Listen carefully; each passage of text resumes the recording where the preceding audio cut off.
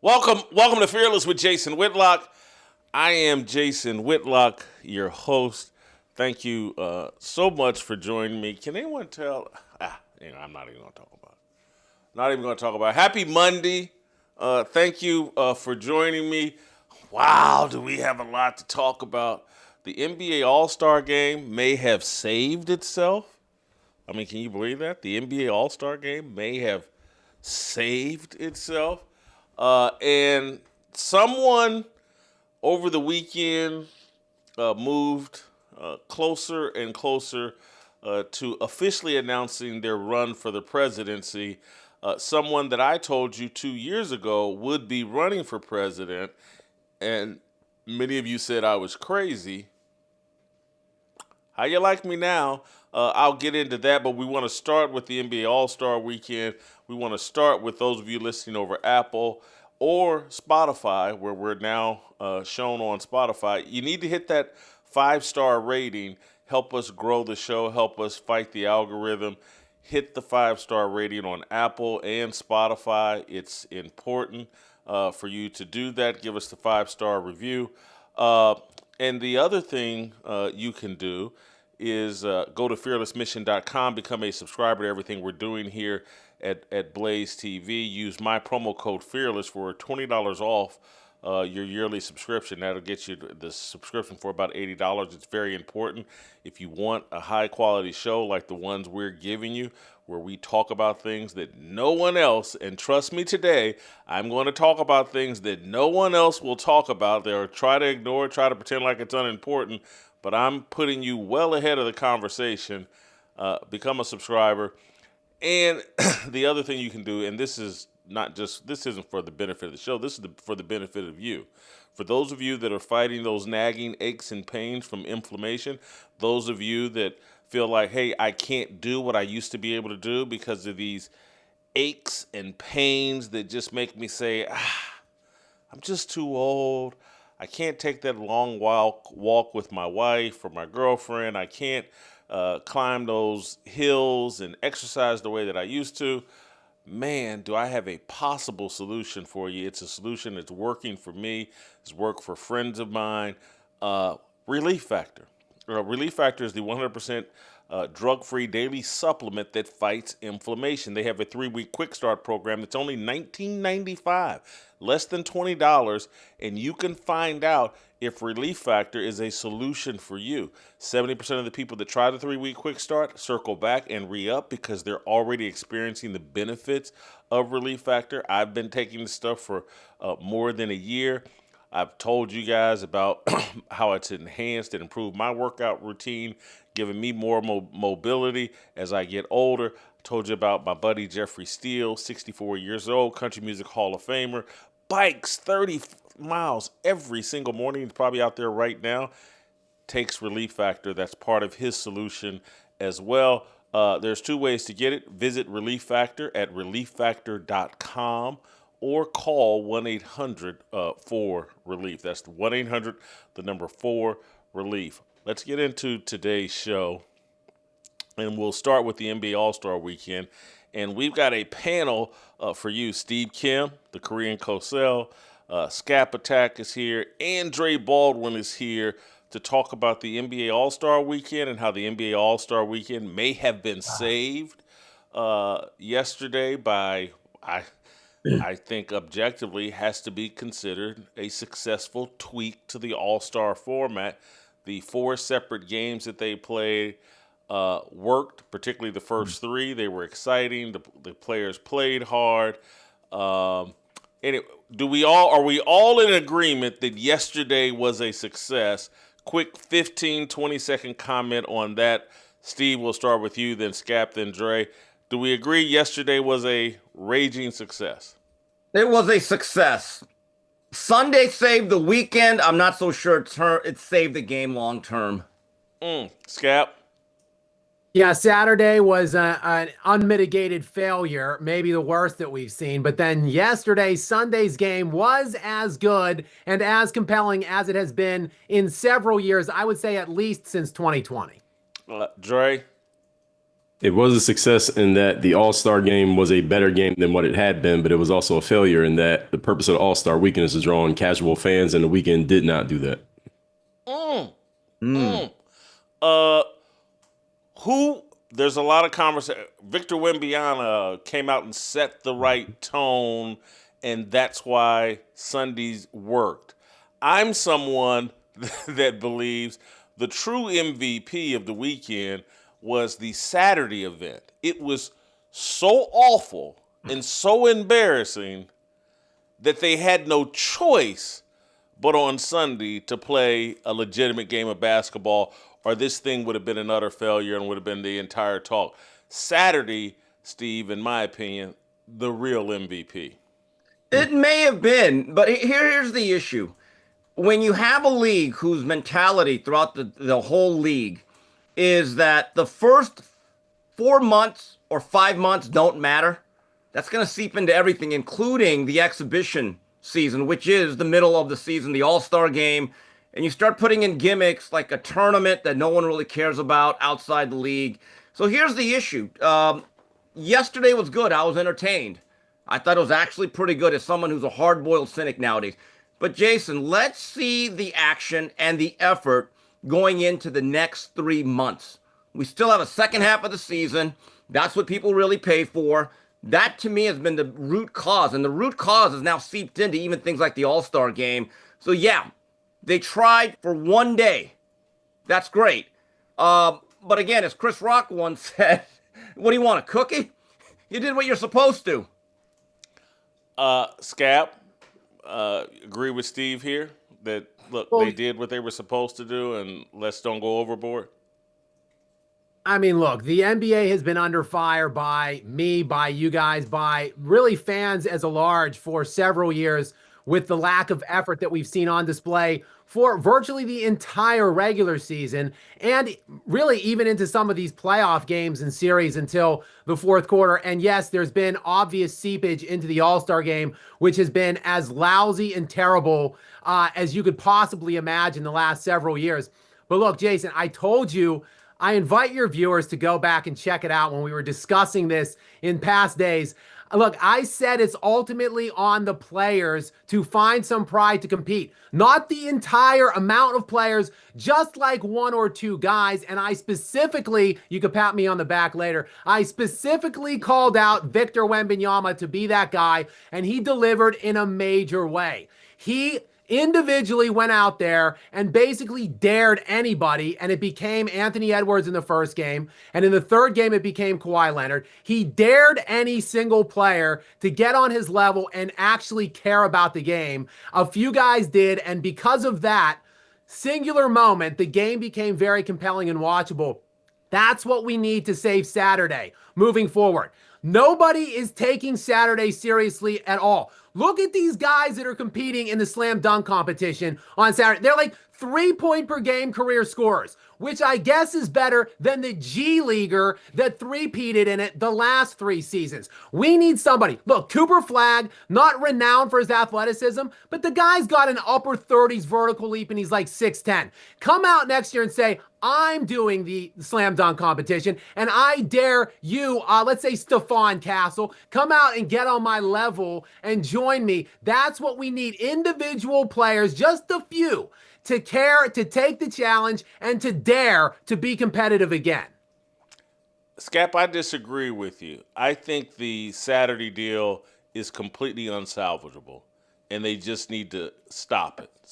I don't think it can be fixed. Anybody. Jason, let me ask you this: one-on-one tournament, $1 million in the pot per player. Per player, each player puts $1 million of their own cash in the pot. Winner takes all. Whatever. Let's say 8 to 10 guys.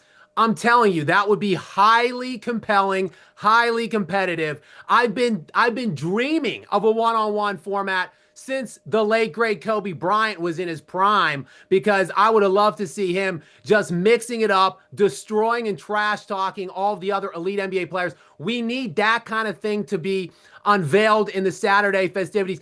But are any of these players man enough to step up and take the challenge. I think you can find some guys like Anthony Edwards, who, again, look, he showed off his competitive vigor yesterday. I think he could kind of lead the charge in this format that I'm talking about. Dre, I think a one-on-one deal would be a mistake because it would overshadow the actual game and everything, and all the effort would be in the one-on-one tournament, and the game would fall back to what it was. And what would be so wrong with that? I mean, the whole point of the All-Star weekend is to showcase the best and the brightest that the NBA has to draw in the eye of a fan who doesn't normally watch the game. And if you get the biggest stars and they actually put their own money up, like Scap referred to, that will never happen. Putting your own up. money up won't happen. But I hear you. Even if they compete, go ahead. I'm sorry. If they were to have that tournament, let's say there was some type of prize on the table that they really wanted, excuse me, and they got the best and the brightest players to all compete. Penicillin shots, perhaps, for maybe that would inspire. Anyway, even go ahead. Just the players who just made the All-Star game. Let's just make it a one-on-one amongst the guys who made the All-Star game. That would be interesting because people would tune in just to see what happens when these guys go one-on-one. I think it would draw in some non-diehard fans, which is the whole point of the All-Star weekend. Let's not forget. Well, then I would make the one-on-one thing the Sunday event. And again, this whole 2 or 3 day weekend deal, it's over. And the Saturday, the Saturday deal was as embarrassing as I think anything we've seen in professional sports. Who's this Kashad Johnson? Did he win the dunk contest? I believe he won. His dancing, it's raining men is what they should have been playing while this was going on. It was the gayest thing I've ever seen among a group of professional athletes, because it wasn't just him. The whole Saturday deal, the NBA has been turned into a musical. In these NBA arenas, I see it bleeding over into football. Every 7-on-7 camps or musicals, the players on the field, they're all into the music, and that the embarrassment and the gayness of Saturday made these guys. There was no dancing on Sunday, none, and just competition and guys. I don't know if anything could have been worse than the Saturday deal, and I give them credit for recovering slightly. You say that Saturday is not salvageable. Keep this in mind. In the late 90s, they actually stopped the slam dunk contest for a couple of years. They put a hiatus on it. I mean, it got to a point where they did the spinning wheel of dunkage fortune, whatever that was. But then Vince Carter brought it back to life. But going to the dunk contest, I have an idea, because it used to be about the big names, Jordan, Dominique, and even all-star level players like a Ron Harper, Clyde Drexler, a young Sean Kemp. They would all compete. And I had forgotten this. In 1989, Kenny Skywalker made his one contribution as a New York Knick. He won the dunk contest. You know who we beat in the finals? Clyde the Glide Drexler, a future Hall of Famer. So this thing used to have some juice. So here's what I would do now. I would just open it up. Don't have NBA guys. If they don't want to do it, don't do it. Get a bunch of those and one guys from off the playground. Go to Rucker Park. Mac McClung, let him back in it. Let him be the defending champion. Have open competitions. Have tryouts. Because I've seen these videos, guys doing not 360s, Jason. Guys are now doing 720s. There's some guys out there on Instagram. You could look them up who are doing some of the most incredible dunks. So I would say, look, you guys have run out of ideas. You don't care. Let's get these street ballers to get out there and revive this event. Scap or Dre, what's your reaction to that?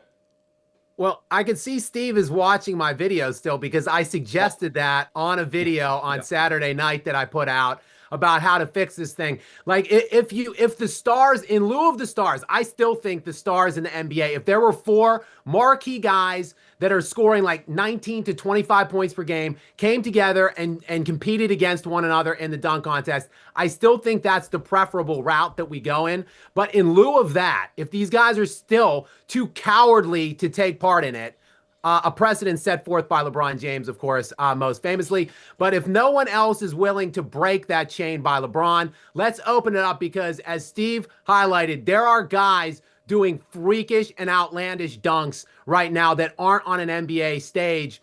And look, I think they kind of froze Mac McClung out of this thing this year. They didn't want him in to go for a 4th consecutive championship. He posted on his social media after the event the 4 dunks he would have utilized had he been in the contest this year. They were all better than anything we saw in the dunk contest this season. Dre? Up on Mac McClung, there was an article about him earlier this week, and it was talking about the fact that he's trying to remove the stigma that he's just a dunking guy, because he is an active player. He's in the G League. He's had a couple sniffs in the league, hasn't been able to stick.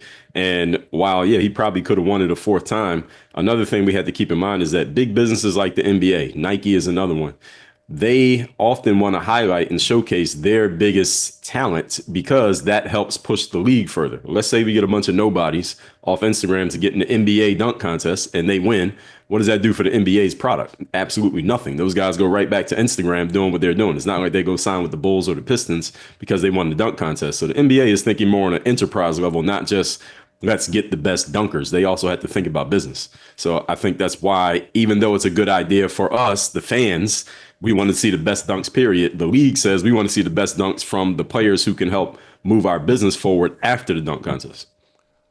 Dre, I think you've made a fabulous point. The only tweak I would make is the NBA is actually the marketing arm of the shoe companies.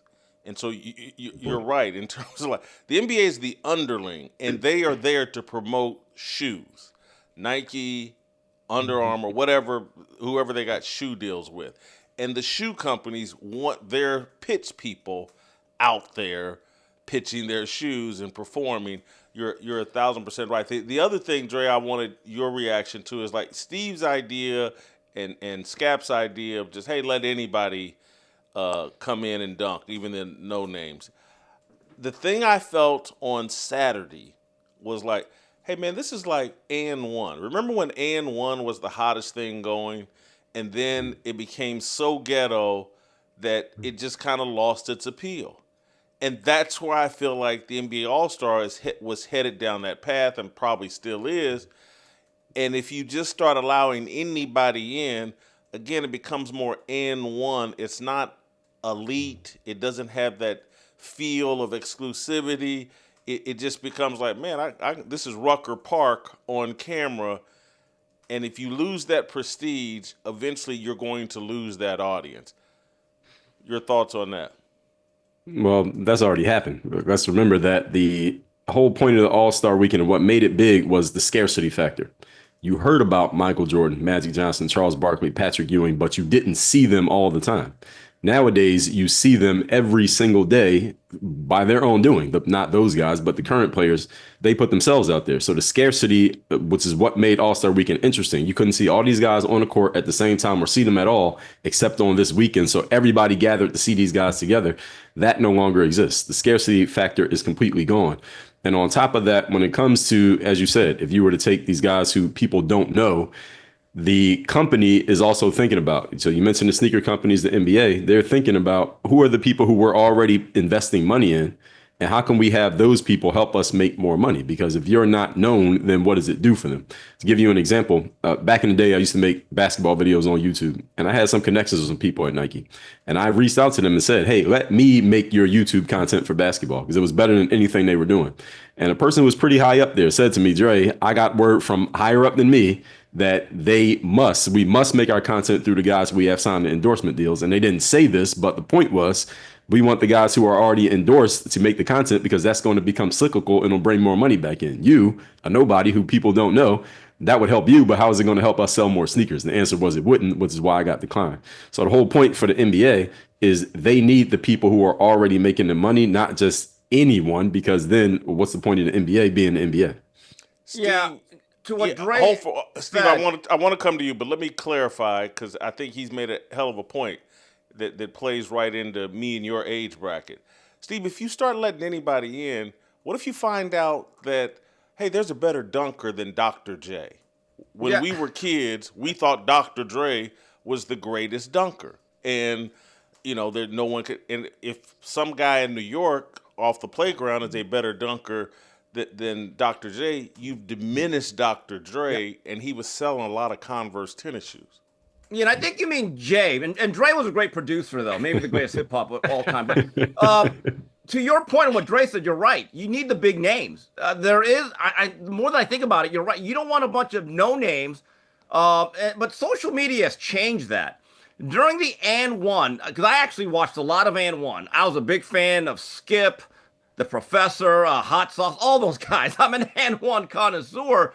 But back then there was word of mouth, and they gave a VHS tape out if you bought some shoes, and the tape would get passed around. Now with social media, Instagram, TikTok, a lot of these guys have a following. But if you're right, if you're the NBA, you don't want your supposed biggest names to get upstaged by guys who are not professional ball players to that level. So you do need name recognition. If you go back to what was officially the first dunk contest ever in professional basketball, it was the ABA All-Star game, I believe in '76. And the reason why it's notable is because a guy that carried the league, Julius Erving, battled David Thompson, who was probably a top 3 player, and it gave it juice. Then as you went to the NBA dunk contest, which was really a full-time thing starting in 1984 in Denver, Dr. J got upset by Larry Nance, who was a very good player. But what I do recall as a young man, and what made this thing must-watch TV, is that it was a battle. It was a pound-for-pound battle between Neek and Air Jordan. For about 4 years, they didn't always face each other because there was injuries, guys opted out, Spud Webb pulled a big upset in '86. But from 85 to 88, you're thinking these two guys are going to face off against each other. And then finally in '88, I hate to admit it, I think Jordan got some home cooking there in Chicago. A lot of people debate that, but it was a story. But you understood who these guys were. I do realize with me and Scap's plan, you're literally letting somebody that the general public does not know upstage your own league, and I could see why the NBA would balk at that. Now, Steve, I do just want to reiterate that my plan, first and foremost, is to get elite NBA players to compete in this thing. But look, there was a no-name guy that's on the G League team that won the last 3 years that nobody knew or cared about other than the slam dunk competition. But to your guys, all of your points, we need elite players to care about this. You referenced 1988. It is highly controversial. Many believe that Dominique actually won that. But Jordan was competing in that slam dunk contest, and he won it that year in '88, a year where he was the league MVP, defensive player of the year, and led the league in scoring. That level of player was competing in the slam dunk contest. Even in 2000, when Vince Carter put on, to me, the greatest individual dunking exhibition in NBA basketball history, I believe he was second team All-NBA that year and averaging 26 points per game. We can keep going. Dwight Howard won that thing, I think, in 2008. He finished 5th league-wide in MVP voting that season. We need elite guys in the NBA to care and to compete. I called out Victor Wembanyama a few days ago, and I want to call a couple guys out right now. I already said Cooper Flagg, Stephon Castle. I'm looking at you guys next year. Can we get Anthony Edwards, the Ant-Man, in this dunk contest? And finally, Jaylen Brown is the guy that I'm calling out as my 4th. Those are the 4 guys I really want to see participate in this slam dunk contest next season. So no one's on my side. That hey man, it's just over. It reached its expiration date. No one are agrees on your with side. that. It is over. But they're still going to do it, though, because they have television contracts, and there's a lot of things that go on with it. Here's the issue with the effort on Saturday. If you tell your players or your employees, that's what they are employees, you could take days off whenever you want through load management. They're not going to want to do something that they deem as voluntary. If you make something that's a requirement optional, well, the slam dunk contest and the three-point contest is, in theory, optional. Who's going to want to do it at that point? It's optional in fact, not in theory. Yes. I want to move on. I have to move on. Kevin Durant has been caught with another burner account. And I have to say, I'm a fan of Kevin Durant. I like the fact that he will go at people on social media. I've bent over backwards trying to be sympathetic towards Kevin Durant, and it's blowing up in my face. He's on the court warming up for the game with his cell phone. This guy seems obsessed with social media. He's warming up for the All-Star game. He's on his phone. And I didn't even know anything about him getting busted with another burner account. This morning when I said to the people, I was like, hey man, Kevin Durant looked off or distracted or disinterested, couldn't make a shot. He just looked washed up in the All-Star game. And someone says, yeah, I think he was distracted by this whole burner account situation. I'm so uncomfortable with the fact that I root for Kevin Durant. I like Kevin Durant, but he disappoints me continuously. I can't believe he's still doing this burner account thing. Dre, I'm gonna let you start us off here. How do you describe Kevin Durant? What's going on with his personality? Kevin Durant is a normal human being in 2026, Jason, who happens to be 7 feet tall and really good at basketball. Take away him being good at ball and him being Kevin Durant, what makes him different from the average person on social media? Absolutely nothing. The only thing is he needs a second account because he knows he can't say those things behind his main account because it would be a PR disaster. He's just, I guess, messy enough that he got caught. But he's not obsessed with social media. He is obsessed with dopamine, which all human beings are. And when you use social media a lot, those dopamine drips keep coming in and you can't put the phone down. But he's no different than the average human being. He just happens to be a basketball player. That's it. Scap? It's honestly, it's sad that a guy as great and as elite all time as Kevin Durant. I mean, when you just look at the guy's skill set, his abilities, where he ranks all time in scoring, like he's a fringe top 15 all time NBA player. The fact that he is so thin skinned, it's just sad. And for my purposes, it's laughable. I enjoy watching these antics. But like, why does there's a famous clip of him being interviewed during a Golden State finals run. I think the year he ultimately ruptured his Achilles, where he took over mid-series of one of the series. And a reporter was asking him about, he's like, I'm Kevin Durant. You know who I am, right? Apparently, he doesn't know who he is because he is amassing multiple burner accounts to go and mix it up with dudes with like 50 people following them. Like, I cannot believe that an athlete of his caliber is this concerned with what literal nobodies are saying about him. But it's highly amusing and engaging because this is like the third or fourth time that he's been caught red-handed with a burner account, and it's just utterly hilarious to me. Steve? He's got more burner accounts than a guy juggling 5 wives. I think it's kind of interesting, but to Dre's point, yeah, he is normal. I think there's a lot of people that do this, but not as a public figure. I see one thing about Durant, and I used to be a really big advocate of his, like you, Jason, but I wonder if he's getting more thin-skinned because post-Golden State, his reputation as a player has really taken a hit. Just think about this. Wasn't it about 8-9 years ago, people thought this is the best player in the league. He's going to overtake LeBron. But as I look back at it, from the time that he left Golden State and he came full-on nomad, right? Every couple of years seems to be in a new team. These teams don't do a lot. And didn't Golden State win one after he left, or at least they went to a finals or here and there? I'm thinking, One wow. after, yeah. Yeah. So it's like Kevin Durant, I think, is growing frustrated or has been frustrated by the second half of his career and the growing criticism. I gotta say, I think Dre has influenced me or opened my eyes to, or reconfirm kind of what I thought is that Durant is just like the normal person, but because of his job, because I'm sitting there thinking, what if my personality was in the NBA tied to a $50 million a year contract, knowing like, man, if I say what I really think, it's going to cause a big mess and all kinds of problems. It'll be a distraction for my team.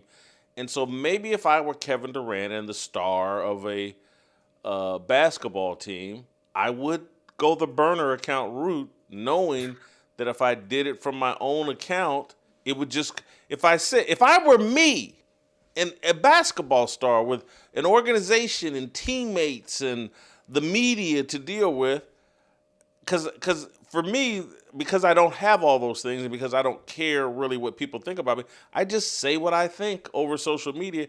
He's not free to do that because of his job and responsibility. And so maybe this is how we would all be, those of us that want to mix it up and be outspoken. Maybe we would all have burner accounts. Jason, look, I think you're selling yourself a little short. It's not like you're an unknown public figure. You've been in the spotlight yourself. I don't have to some teammates degree. though. I think you hit the nail on the head when you said if I cared what people thought about me or whatever. I think Kevin Durant cares a little too much sometimes about what people thinks about him. I think he cares a ton, and he, as you said, he seems to be thin-skinned, especially after he left Golden State, as Steve said, because people have been saying, okay, well, we had the whole Draymond incident. We were winning without you. He leaves, goes to Brooklyn, doesn't win. He goes to Phoenix, doesn't win. Now he's in Houston.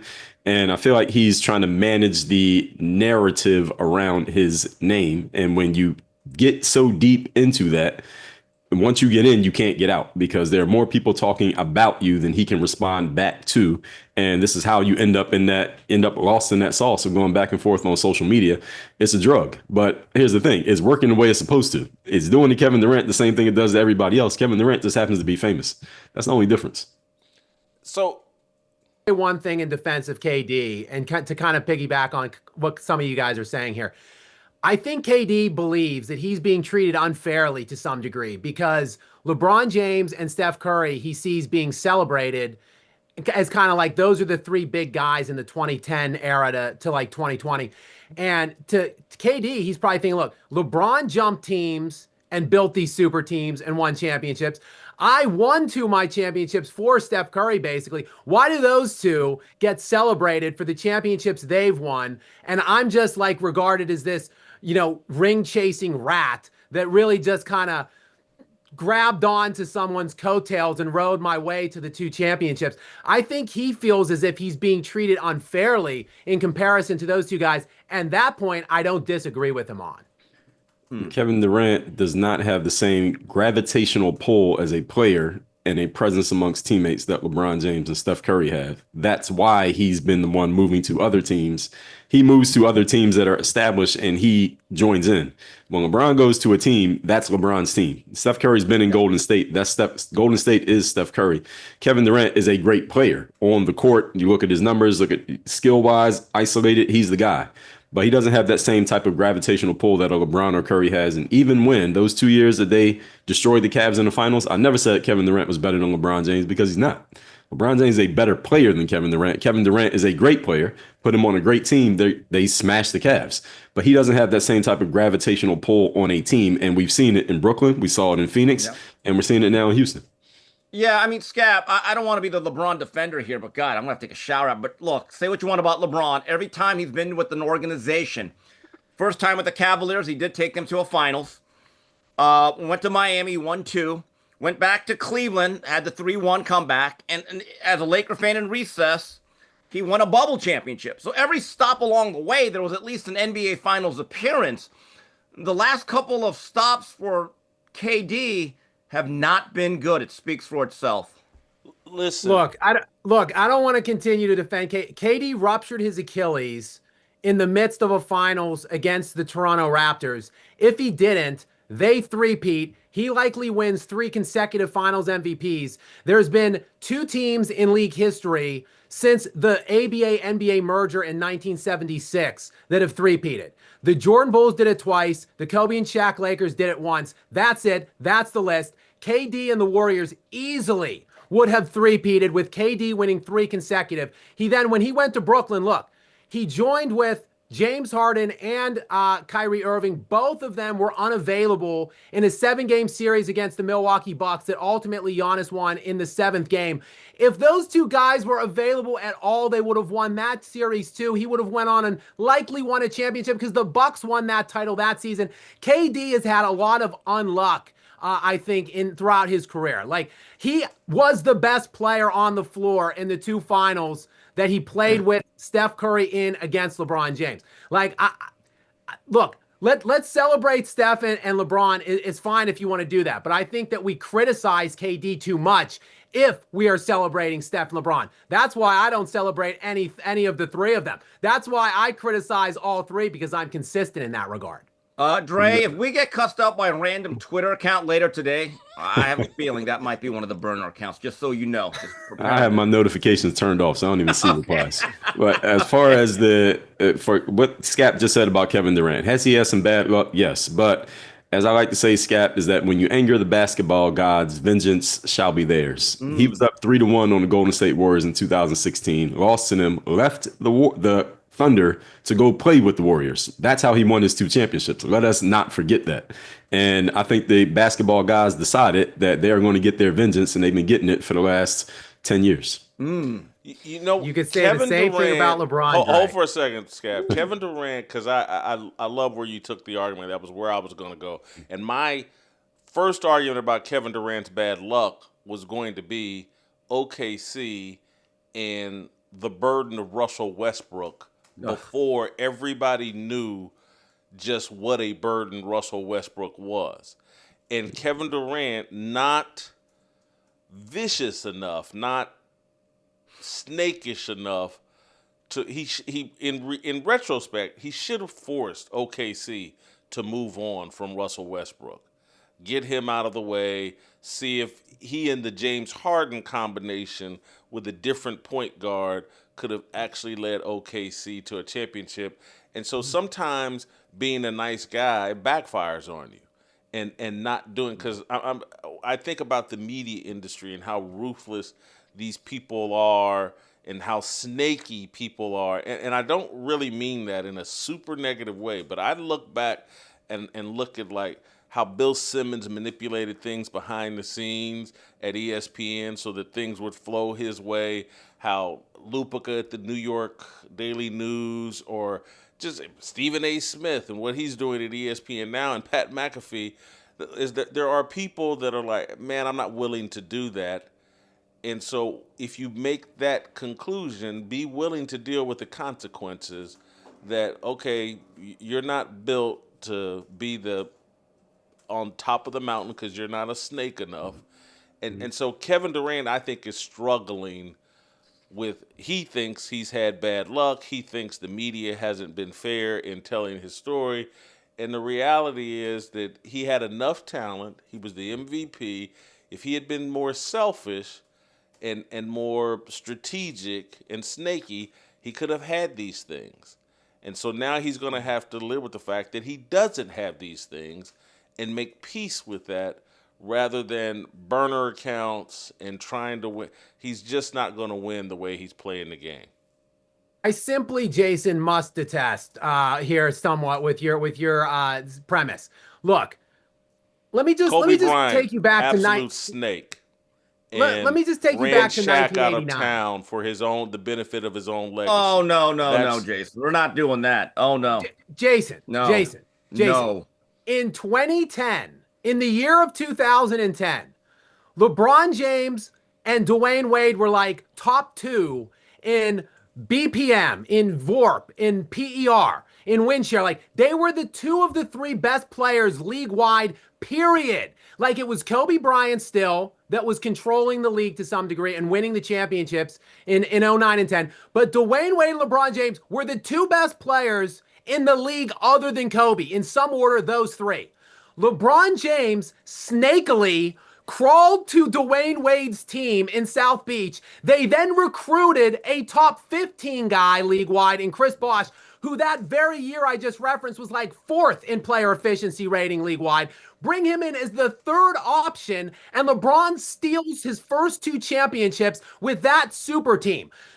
Kevin Durant is sitting there in the free agency period when he's there with Oklahoma City, and he's thinking, well, the best player in this era, LeBron James, just left town and went to play with his good buddy Dwayne Wade so he could have fun playing basketball and enjoy himself. Why is it any different for me to now leave town and just go to a place where I'll enjoy playing basketball with Steph Curry. Like, LeBron built a super team first. You want to talk about the basketball gods and drawing their ire and you getting your karma-like event? LeBron James created super teams in 2010. Then he was undone by them when Kevin Durant joined Steph Curry and built a better super team.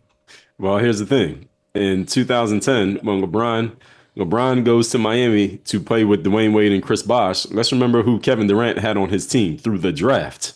Russell Westbrook, James Harden, Serge Ibaka. He already had a very good team.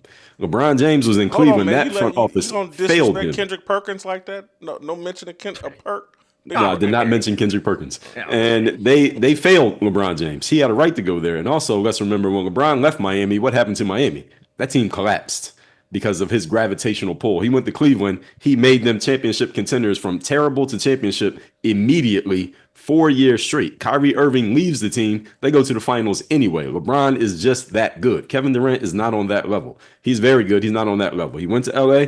LeBron went to LA. They won a championship.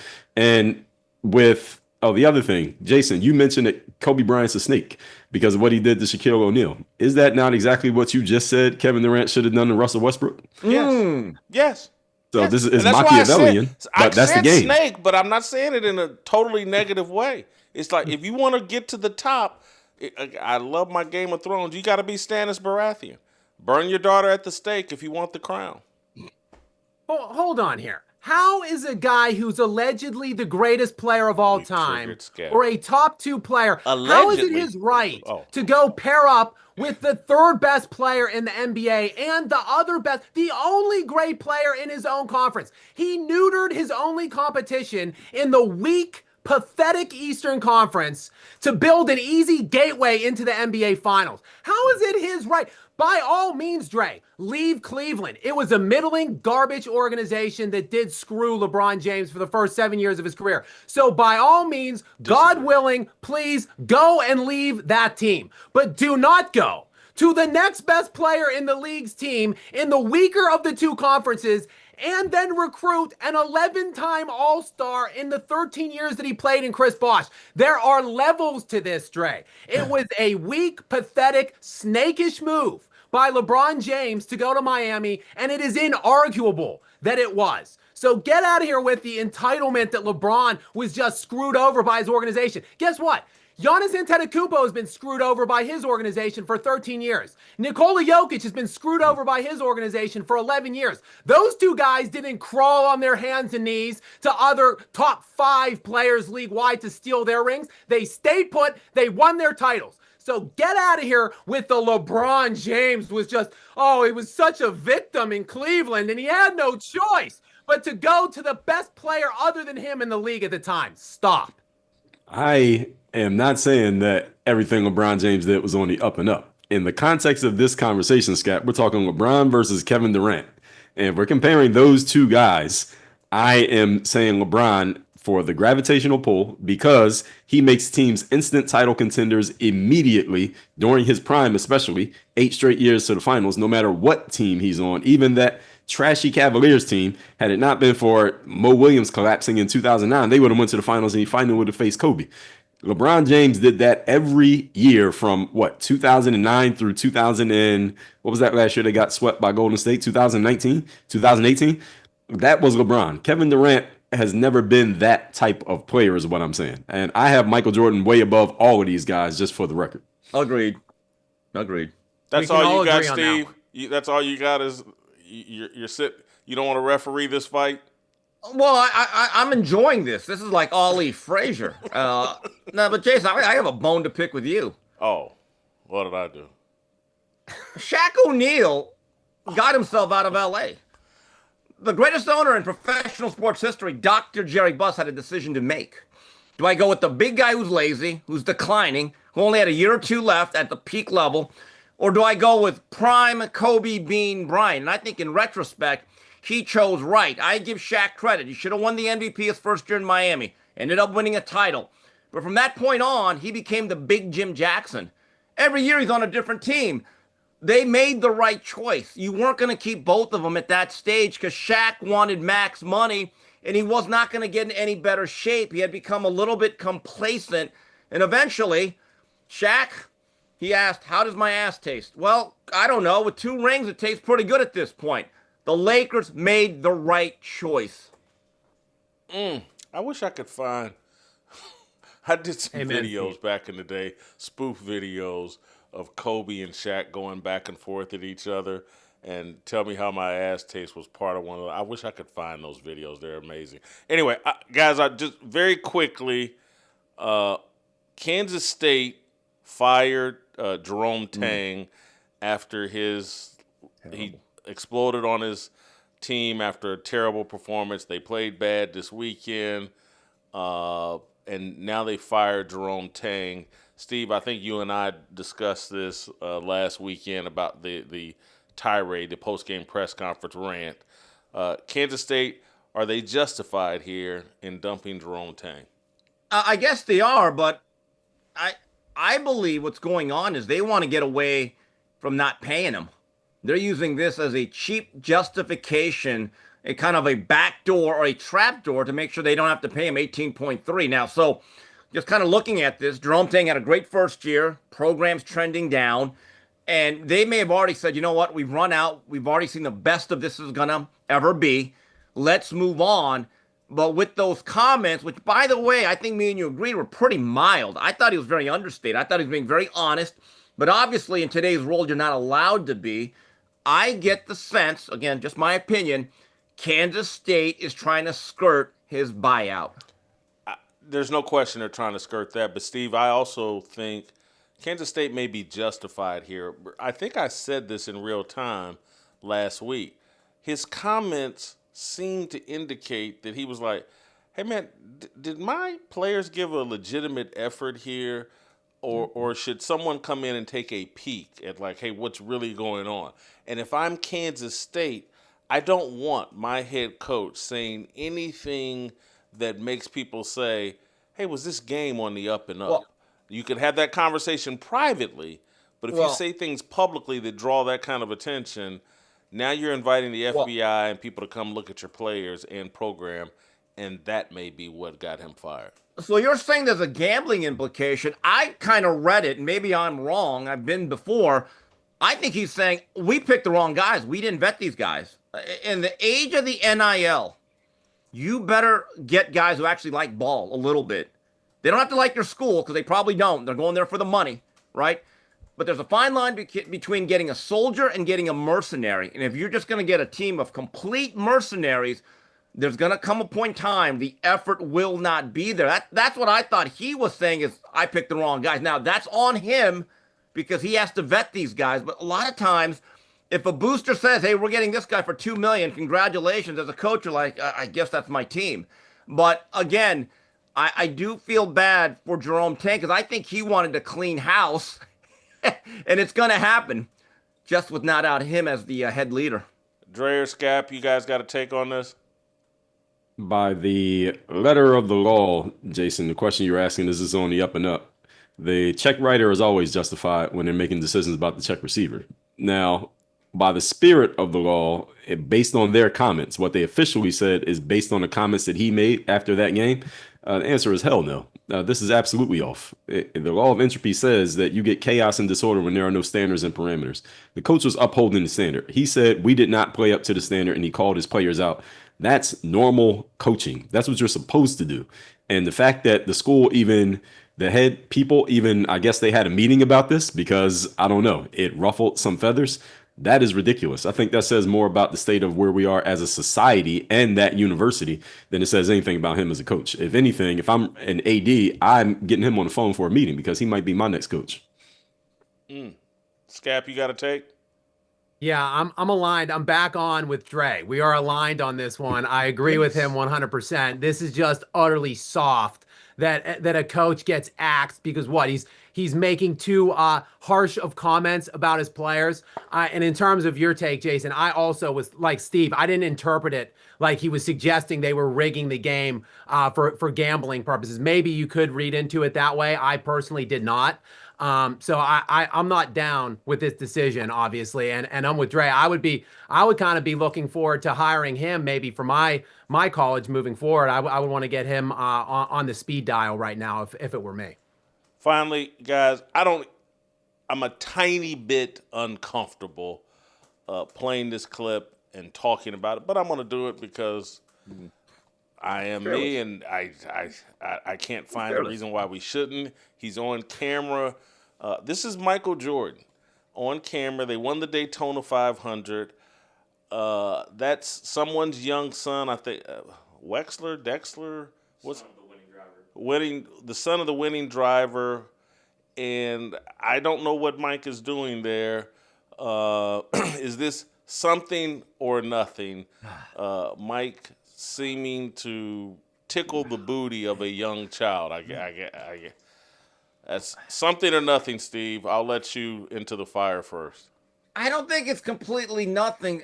This is why they outlawed hand checking, right? In the NBA in the 90s.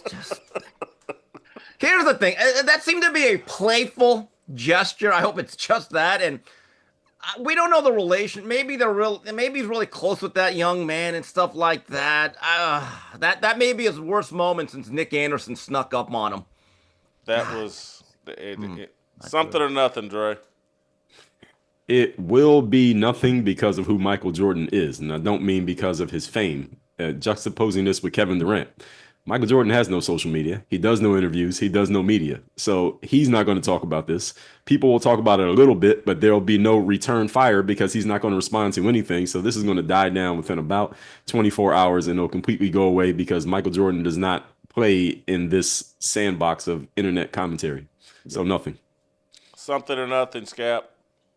I personally think it's nothing, but it's certainly not a good look for a guy that's as savvy as anyone ever, Michael Jordan, who didn't come up during the social media age, but he was very media savvy.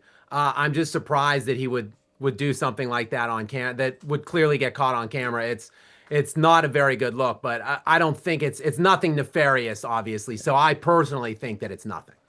I think we're saying that because he's Michael Jordan, he's someone most of us like and brought us a level of enjoyment. If this were someone we didn't like, this were Bad Bunny, I would have done a 3-hour solo show calling for everyone to be executed. If this were LeBron James or, anybody that was on camera with that, they should all be, but because it's Michael Jordan, he brought us a lot of enjoyment. We are, saying, hey, we think it's nothing. We're giving him the benefit of the doubt. And he, I sat here this morning trying to think about it.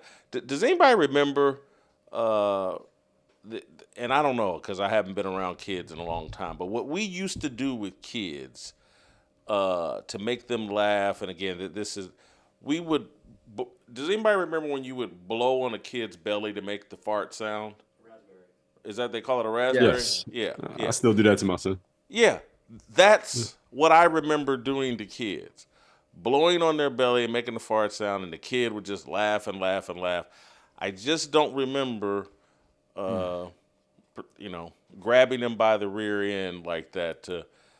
And people did used to goose people when we were, but that was among a group of peers. Like you'd run up and you'd goose someone in the butt, I guess. But now, Jason, let me play devil's advocate here. If you were at the Super Bowl and someone came up with their kid and you just picked their shirt up and blew on their stomach and that got caught on film, that's not going to come across looking very good either. It's not going to look good, but I think it's relatable because I think people would be like, oh, I've blown on a kid's belly and made the fart sound. People would, what Jordan's doing, it's just not relatable. But I'm going to stop here because Michael Jordan gave us a lot of enjoyment, and I'm like you. I want to believe the best about this, but with all this talk about Epstein files and all this other stuff and all these elite celebrities, Jordan, when you see anybody's kids, keep your hands to yourself. You're much better avoiding. Anyway, gentlemen, thank you so much. Great job. Appreciate the conversation. This went far longer than I anticipated because these guys were good, and I didn't expect Scap to pick a fight with Dre. But that was fascinating. Before I go, I want to tell you about the other product that I keep in my medicine cabinet, Mars Men. Here's something that a lot of men don't want to admit. When you hit your late 30s or 40s and the energy just isn't the same work ethic, same mindset, but you feel like you're operating at 70%, workouts hit different, recovery takes longer, focus isn't as sharp, so you start hearing about TRT. Doctors make it sound simple, weekly shots, no big deal, but when you look closer, that's a long-term commitment. Once you start, you're often on it for life. That didn't sit right with me. Mars Men is a natural testosterone stack designed to support your body's own production instead of replacing it. No needles, no synthetic hormones, just ingredients like Tonkat, Ali, zinc, boron formulated to support healthy T levels, stamina, and recovery. For a limited time, my listeners get 50% off for life plus free shipping and 3 free gifts at mengotomars.com. It's a perfect way to kick off the new year strong. That's mengotomars.com for 50% off and 3 free gifts when you check out. After you purchase, they will ask you where you heard about them. Please support this show and tell them that I sent you and that Fearless sent you. mengotomars.com, 50% off, 3 free gifts. When I come back, and I'm going to need about 2 minutes here. I need to take a sip of water. When I come back, I got to unpack this Stephen A. Smith presidential bid. Next. ESPN sucks. I'm ready. What the handles look like? I'm gonna tell you this. Hey, listen, I'm gonna tell you this. With me being your coach. What always comes up with you is being the first and the only. The first black woman to make Team USA women's hockey. And the only. And I imagine that throughout your journey, it's been that way. So how do you balance, it's a responsibility, but you're also still just wanting to have fun, compete, be Layla? You guys were the most calm Super Bowl winners that I've ever seen. There wasn't no celebration. None of y'all turned up. Tell me at some point last night, y'all got lit when y'all got with y'all people, bro. Well, I just chilled with my family. So I chilled with my family, went to the room and And that's why ESPN sucks. Crunchy for the pieces, the girls got daddy. She like to eat peanut butter factory. Big hands, Jif or even Peter Pan. You're lusting over big titties. You kidding me? You got your own size double D. You got big tatas, oh big tatas. You've been trapped in the pantry, eating big cans of peanut butter and ho ho ho ho ho ho. I was raised in the gym, outside Planet Fitness, but now you. Big hands, Jif or even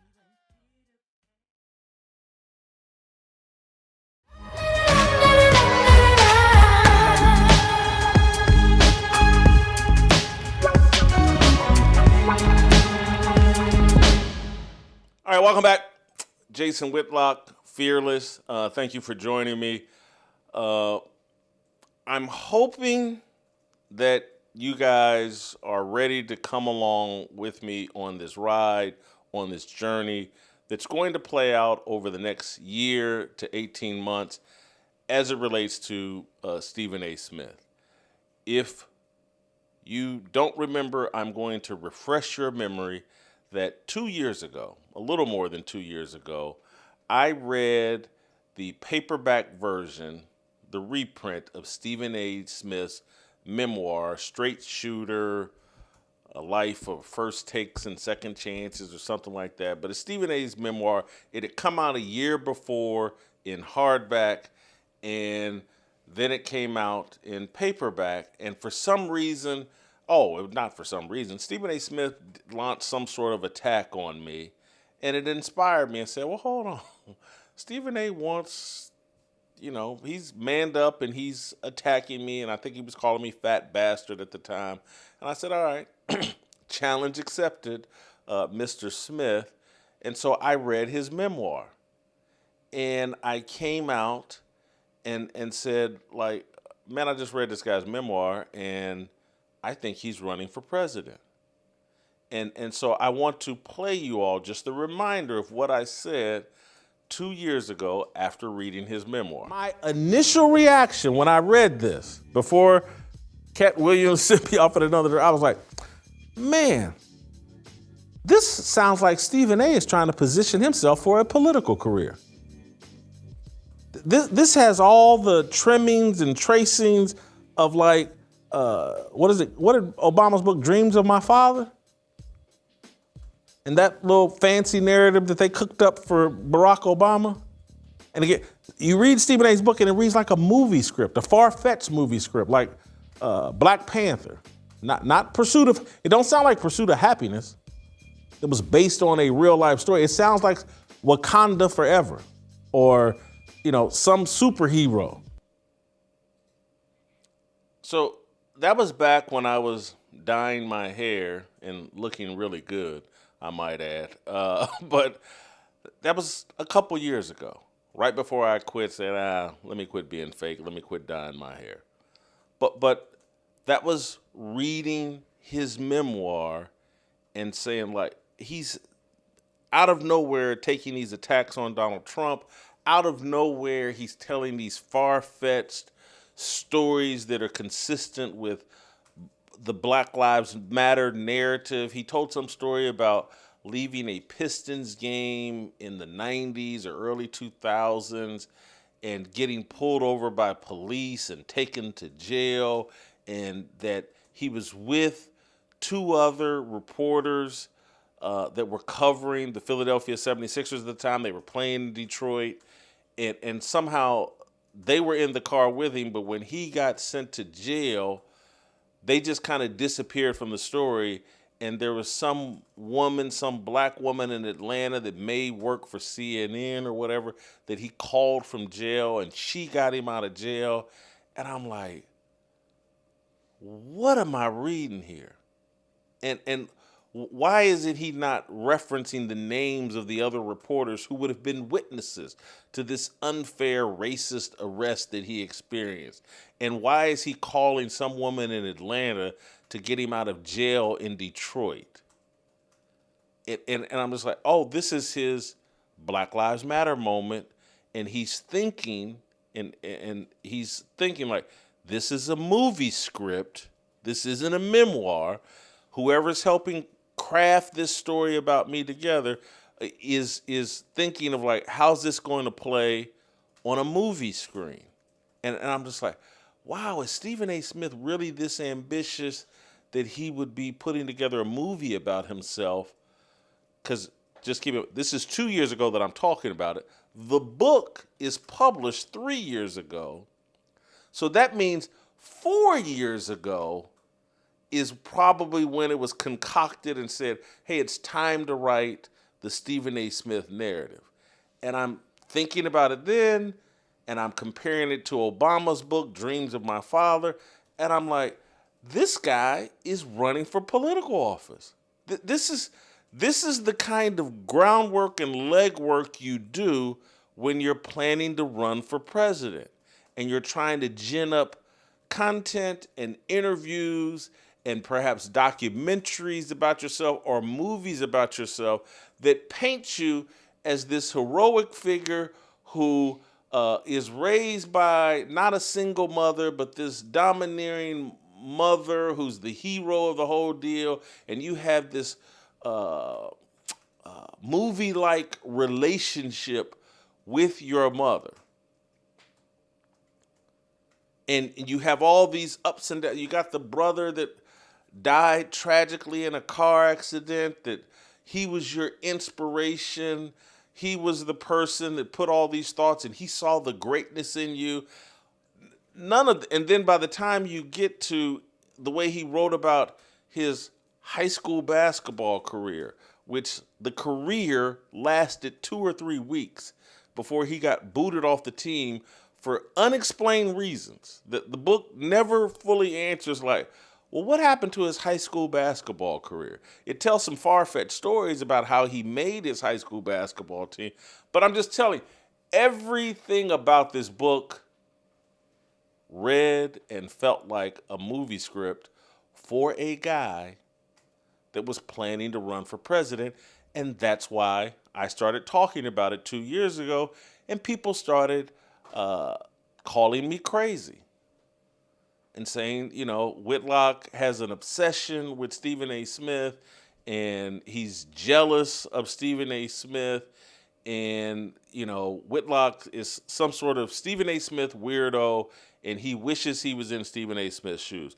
And so today, or over the weekend, it became more crystal clear that I was right 2 years ago, and that Stephen A. Smith is running for president. And this is Mr. Smith Goes to Washington. And there's a famous movie about Mr. Smith going to Washington. And it's about this, country bumpkin that thinks he's going to take on the Washington, D.C. political machine. I think he's a congressman of some kind. And he basically goes out to Washington, D.C. with all these naive ideals and gets taken to school and the cleaners and the whole system. And again, this movie's written, I think, in the 1940s or 50s, maybe even before that. But it's like showing you, like, Washington has been corrupt for a long time, and they take on gimmicky, or not gimmicky, they eradicate, eviscerate, remove the purity of anybody that comes out to Washington with these idealistic views of cleaning up Washington, D.C. It can't be done. And I now, at my age, 58, having lived as long as I did, and now having paid attention to politics long enough, like, yeah, this movie, way ahead of its time, and it speaks to just like the nature of politics, national politics, federal politics, and just how corrupt they are. And so here's Stephen A. Smith this weekend. CBS, their Sunday morning program, CBS News Sunday morning program, a reporter, I think his name's Robert Costa, does a profile story on Stephen A. Smith. And it's a 7-minute profile story that catches up with Stephen A. Smith and all the success he's having at ESPN, and puts Stephen A. in position to say that he's now officially considering running for president. And now everybody can see, like, hey, man, Whitlock was way ahead of this conversation. Whitlock wasn't driven by jealousy. Because as it relates to Stephen A. Smith, trust me, I'm not driven by jealousy. I get it. There are many people, oh, Whitlock, you wish you had his $20 million contract. You wish you had his platform at ESPN. You wish that you were the host of First Take. You wish that you were Stephen A. Smith. None of that is true. Would I like to make $20 million a year? Yes.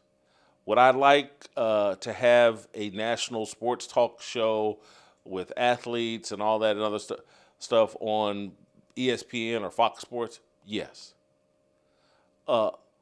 Did I realize that you can't be honest, you can't be me, and make $20 million a year from corporate America? Did I realize you can't be me and host one of those shows on ESPN or Fox Sports where the truth and arguing about real things is, you can't do that?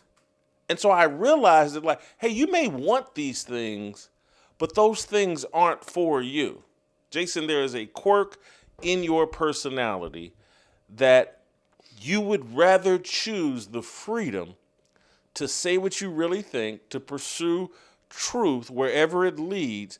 You would choose that over money, because I've done that, and I don't say that heroically. To some degree, I feel like my personality or my biblical convictions prevent me from getting the things that I desire. And if you listen to me on this show, what I've learned through my biblical walk is that the things that I desire don't serve God, and they're really irrelevant. And I need to deny myself of the things that I really want. If I'm in true pursuit of eternity, if I'm in pursuit of a eternal relationship with Jesus Christ, I have to deny myself of the things that I want. And so I'm telling you, it's not jealousy. It's not, oh, I wish that I could be in Stephen A. Smith's spot, because I know those things are antithetical to my overall goal. I want eternal life. I want salvation through following Jesus Christ. And $20 million a year from Disney or Rupert Murdoch and those platforms, they just can't coexist with my overall in-game goals. And so my obsession with unpacking for you all the Stephen A. Smith story and what it's about, I'm trying to take the scales off of your eyes so that you can make better decisions, so that you're not hoodwinked and fooled by the racial idolatry and the political tricks and scams that are run on America and Americans for more than 100 years. I'm trying to use Stephen A. Smith to explain to you, like, hey, you want to know, like what Chad O. Jackson pointed out about Martin Luther King Jr. And like, hey, Martin Luther King, great orator, and he said all these things that made you feel good. But on the other side of the civil rights movement and everything that he led, there has been no progress. There has actually been regression. That the marriage rate for Black Americans in the toilet, no academic success, no financial success or growth, no self-sufficiency success. A handful of Black elites and puppets get to make money while keeping the rest of us, or the rest of you, in poverty and seeing the government as your savior. And so I want to unpack some of these clips from Stephen A. Smith, break them down, tell you how you should see them and what's really going on. And I want to show you the cleverness and the sneakiness of what they're pulling off through Stephen A. Smith. And I keep saying this, now people are to the position like, oh, he'll never win. Yeah, he may run, but he'll never win. And I say, not so fast. Why would you be so sure? They've been pulling off this scam and trick for 100 years. They've been installing puppets and clowns in high positions for 100 years. Cat Williams went on the Shannon Sharp show and broke down for you all 3 years ago, or however long ago it was, like everything is installed. None of this is by accident. They put unqualified clowns in high positions intentionally and fool you all into believing that they earned it. And it's like when Cat Williams was like, y'all really think Kevin Hart's the funniest comedian? No one does. No one believes that. No one authentic. And comedians certainly don't. But he's got the position, and Cat Williams was like, it's because he was installed. He'll go along with the programming. And the people that won't go along with the programming never get put in those positions. Stephen A. Smith has gone along with the programming. I want to play I think this is where the deception starts, and we'll get into deeper waters here in a minute. Just be patient with me. But I just want to show you how they covered, and Robert Costa, the CBS reporter, follows me on Twitter. He's very familiar with me and my work. and he's very aware that Stephen A. Smith's basketball career at Winston-Salem State in high school, that it's all fraudulent. And Stephen A. and these guys, they know that I've exposed the fraudulence of Stephen A.'s mythical basketball career at Winston-Salem State. And so they do something very clever. They never make Stephen A. Smith actually talk about his basketball career. Robert Costa does it all himself. And so there's this 7-minute profile that they aired on CBS, and Adam Schefter tweeted it out. And then there's a full interview, 27 minutes of Stephen A. Smith, where in none of this does he ever talk about his basketball career at Winston-Salem State. He lets, and they let, Robert Costa and CBS tell the lie of Stephen A. Smith's basketball career. This is a very short clip, but let's play SOT 7. He left New York after he won a basketball scholarship to Winston-Salem State University in North Carolina. But an injury cut short that dream, so he turned to newspapers. That's just 14 seconds that has 3 or 4 different lies in it, 3 or 4 different deceptions in it. Play it again, and just so my memory's fresh on this, but play the 14-second clip again. He left New York after he won a basketball scholarship to Winston-Salem State University in North Carolina.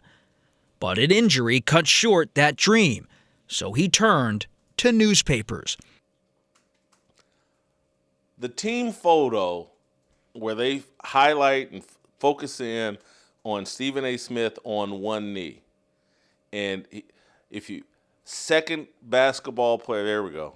That's Stephen A. Smith, allegedly. My contention is, and we showed you 2 years ago when I first started breaking this down, that's not Stephen A. Smith.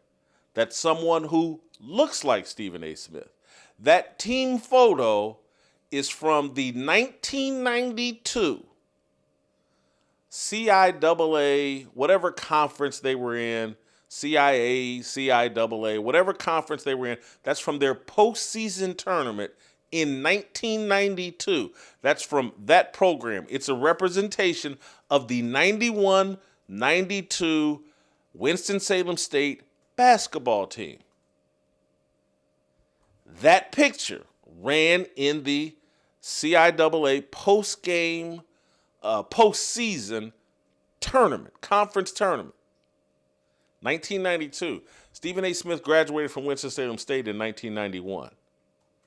By 1992, he was already working for, I believe, a newspaper in North Carolina, and maybe later in 1992, he's working for the Atlanta Journal-Constitution.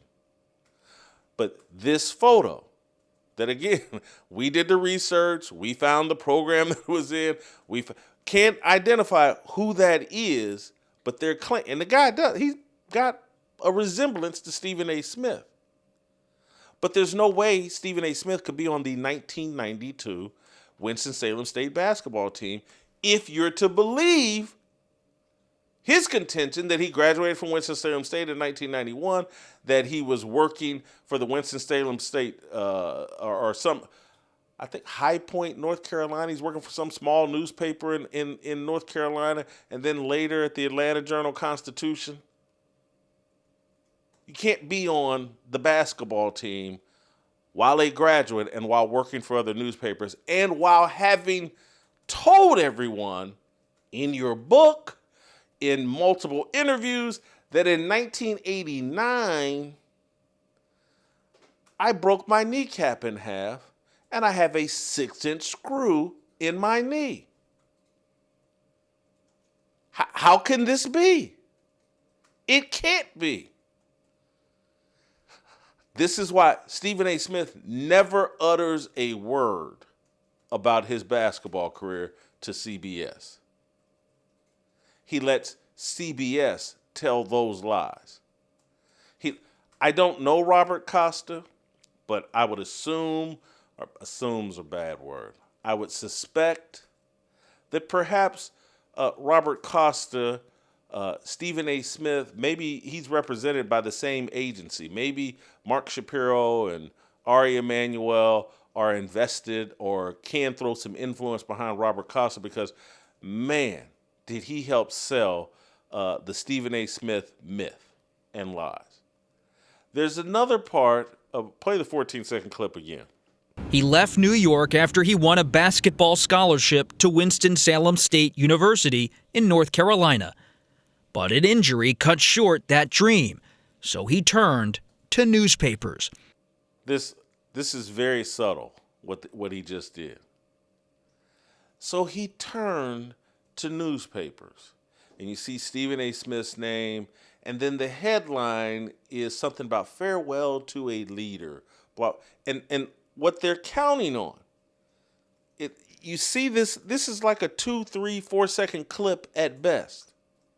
And so you see the headline, you see Stephen A. Smith's name, and that's it. And it's like, oh, Stephen A. Smith has written a story about his farewell from the Winston-Salem State basketball team. The problem is, I've read the story. It's on newspapers.com. It's a story about a guy named John Harden who's from Rock Hill, South Carolina, and who was a longtime member of the team, and it was a story about his farewell from the team. But the impression that Robert Costa and CBS want you to have is that, oh, look at this team photo of Stephen A. kneeling down. Look at this photo from Stephen A. in 1989 or 1990 from in the program. It's the classic Wilt Chamberlain type photo of Stephen A. Smith. That's from 1989, 1990 when Stephen A. was, I guess, briefly on the team. But this is the only photo we ever see. We never see picture of Stephen A. Smith in the locker room, at practice, in a game, playing pickup. Again, the guy's whole college background, and we walked you through all of this, that I've never seen anybody with so few pictures of themselves in college. And Stephen A. and I are the same age, and not today, but previously. I showed you all in just an hour worth of research and digging through things. I ran a collage of Jason Whitlock photos from his Ball State day. Here's me hanging with my boys. Here's me washing my car. Here's me playing football. Here's me practicing football. Here's me at a party or blah, blah, blah.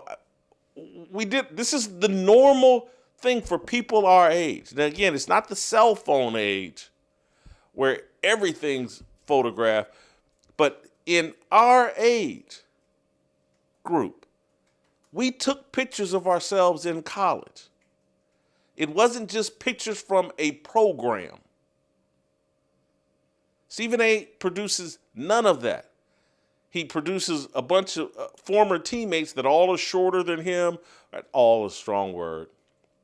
But again, none of these former teammates in this 7-minute CBS profile, none of them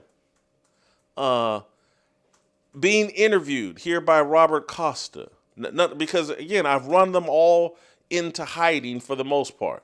The Gary Stevens guy, the alleged 6'3" recruit who is a solid 3 to 4 inches shorter than Stephen A. Smith, who's only 6'1". The guy to the left of Stephen A., but to the right as you look at it, that's Gary Stevens. He's supposed to be some 6'3" recruit from New York. Stephen A. is only 6'1". Gary Stevens looks about 5'10", 5'9" there. They've been running around as adults claiming, yeah, we're former college teammates. Never listed on any roster. There's one mention of a Gary Stevens in a newspaper article saying that he was an incoming recruit, some 6'3" guy from New York. That little midget runs around. I'm Gary Stevens. He played at Old Westbury in New York. He's got a jersey now as an adult of a Winston-Salem State jersey hanging in the background in his office or whatever. He never played at Winston-Salem State. He played at Old Westbury. Why would you have a Winston-Salem State jersey hanging that you never played in? There's not an ounce of proof, not a stat, nothing This is a fraud. This is the deception. And if you ever wonder why, and I'm sorry, I shouldn't mention this because it'll be a distraction, but I'm just keeping it real. The reason why I haven't jumped on the Candace Owens is crazy is because the stuff that I've actually witnessed as a journalist over the course of my career, and particularly as it relates to this Stephen A. Smith deal, politics and the kind of lies and deceptions and the depths they will go to install people, to plant people. I'm just not comfortable calling anybody crazy when it comes to politics, because politics is crazy and it's filled with lies and deceptions. Play another clip here. This is shot number 8. This is Stephen A. Smith during this little 7-8 minute segment where he plays the race card, and this Robert Costa allows him to get away with this. Here's a guy talking about running for president. An alleged competing news network has no follow-up questions for him. Nothing. No follow. Stephen A. Smith is just given the platform to say whatever he wants, and Robert Costa's job is just to smile and egg it on and to be a witness to whatever deception Stephen A. Smith is telling. Play Sade. Some of your critics call you Screaming A. Smith. That you've made journalism and sports all about shouting. Well, those are people that want you and others to ignore my resume. I was a college beat writer. I was a pro beat writer. I became an NBA columnist. White men are all over the place screaming all the time. They don't call them screaming whatever. Matter of fact, they call them passionate. And they never associate the word anger. But somehow they do that with me, despite the fact that I smile a lot. A lot of reasons to be happy. Stephen A., I believe is it on Tuesdays when there's a white man named Mad Dog Russo that sits across from Stephen A. Smith on First Take. Chris Mad Dog Russo. If we went to a thesaurus, mad and angry, are they in the same ballpark? If someone's mad, aren't they angry usually? Yeah. Chris Russo's name, Mad Dog, white guy. He screams on radio. Okay, I've been correct. I think that's every Wednesday. Mad Dog Russo. But Stephen A. playing the race card. And I want you to remember this because later I'm going to show you Stephen A. In the long form interview pretending like he doesn't play the race card.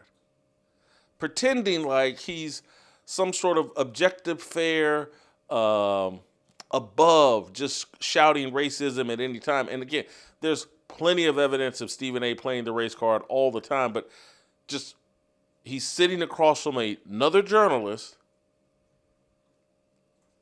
on an alleged competing network, and he's pretending like he's a victim of some sort of racism because he screams on TV and people call him Screaming A, and that's racism. Finally, I'm playing this next clip just to show you, like, when one of these schemes are hatched, when one of these political plots are planted, installed, developed, revealed, you'd be shocked at who's all in on it. And people that may have started out as the most authentic breath of fresh air in the history of politics, that politics can work them over so roughly. Politics can try to assassinate them twice. Politics can try to incarcerate them multiple times.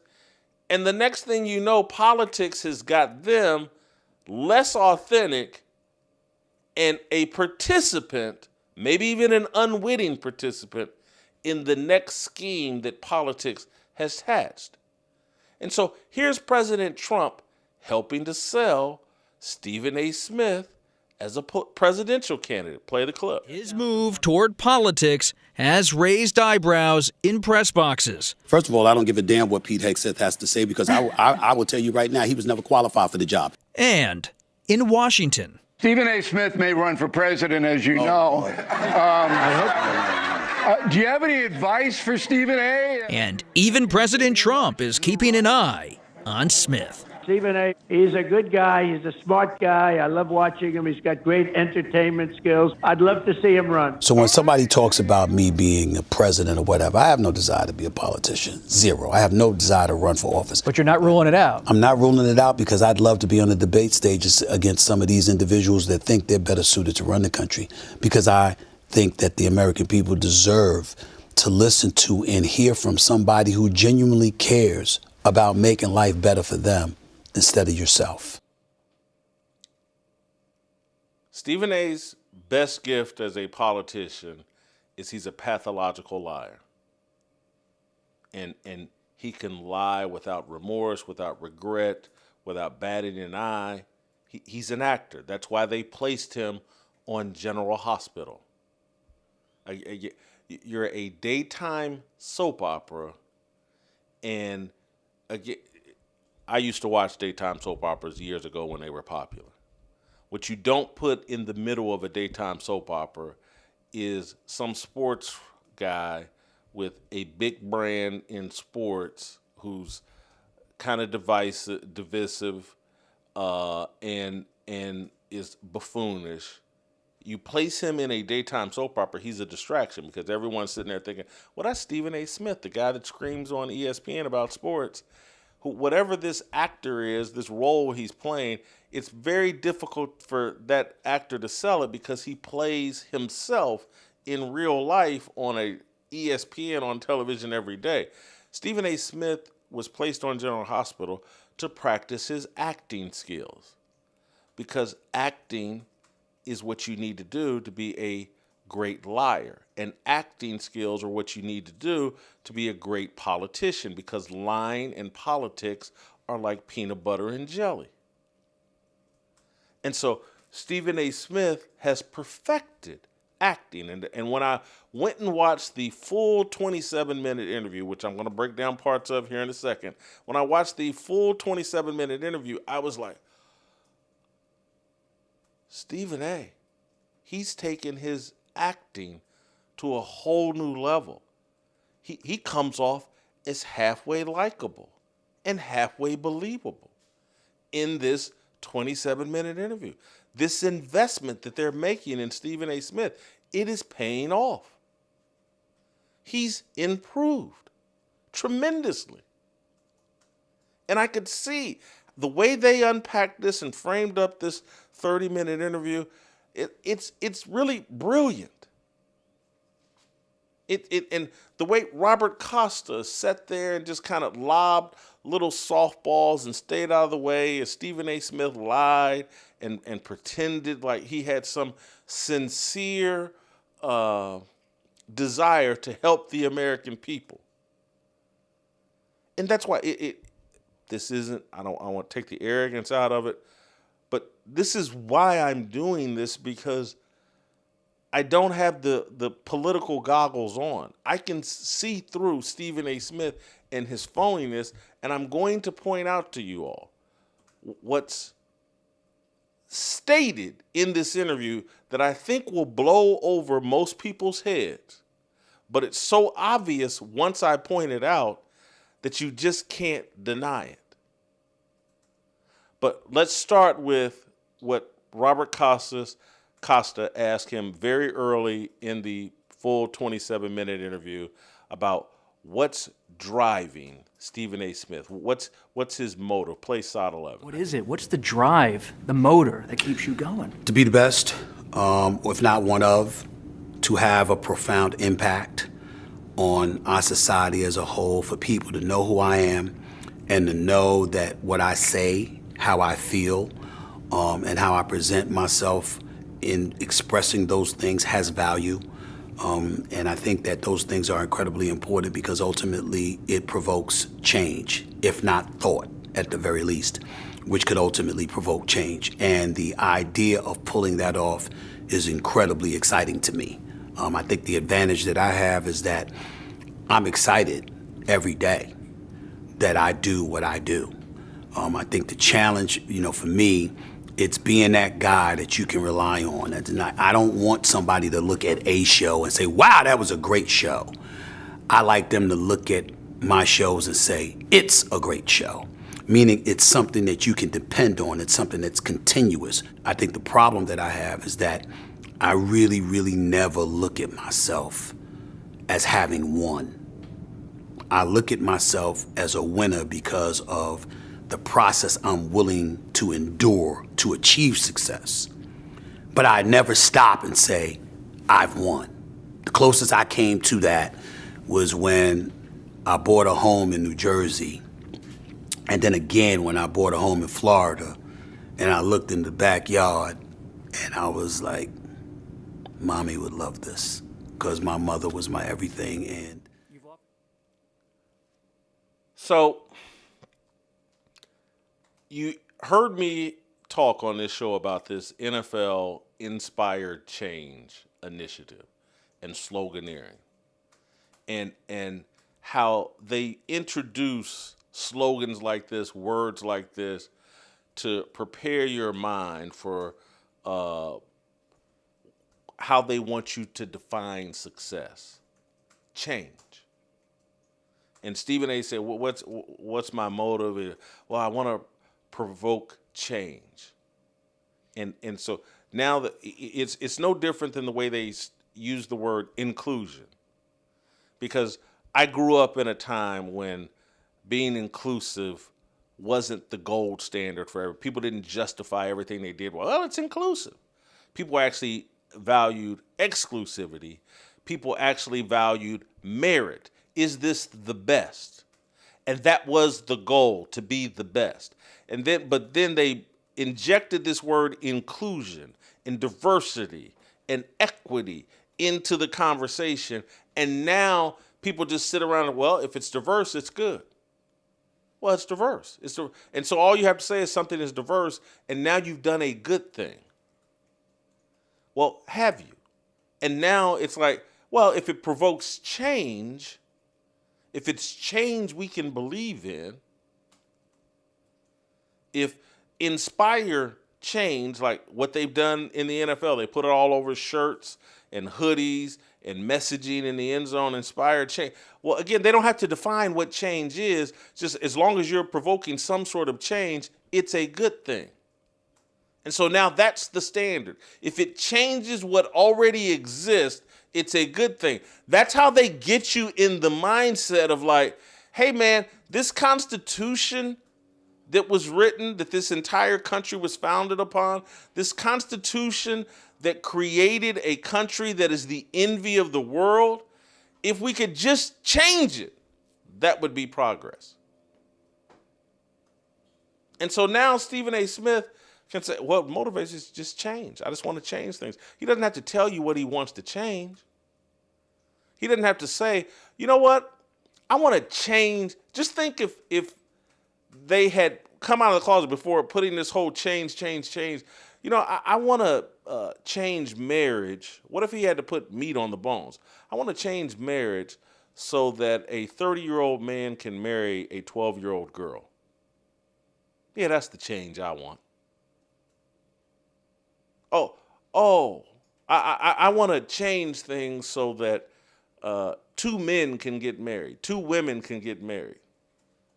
Well, as long as it changes something, it's good. And this is how we end up signing off on things that are abominations. Because anything that changes, that's a good thing. And well, if white people used to do this, let's change it.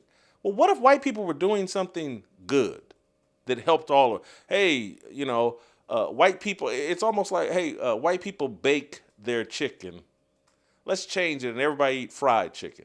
And this isn't me arguing against fried chicken, but it is me arguing like fried chicken is a lot less healthy than baked chicken. And so maybe we didn't need to change to fried chicken.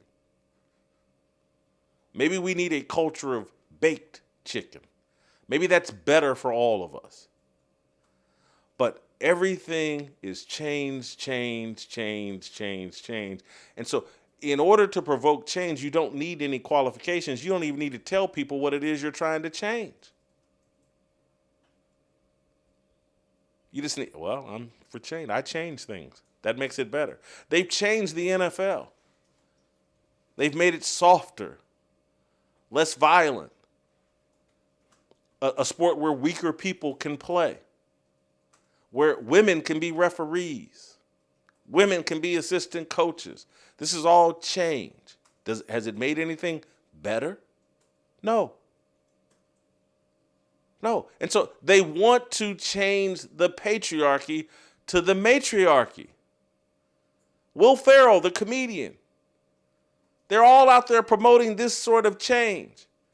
They have no idea, or maybe they do have an idea of what it will lead to, but they really don't care as long as it's different. And they don't care if chaos comes behind their change. Because they will always, well, it's the white man, he did it.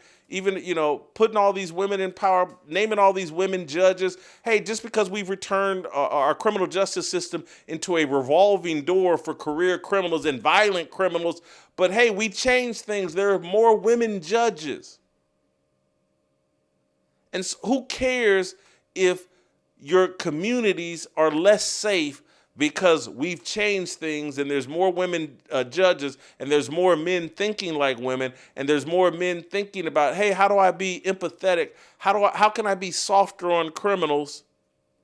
Just because that makes your neighborhoods more violent and less safe and harsher for women, it's change. I want to I'm going to end on a different note about Stephen A. and the worship of women.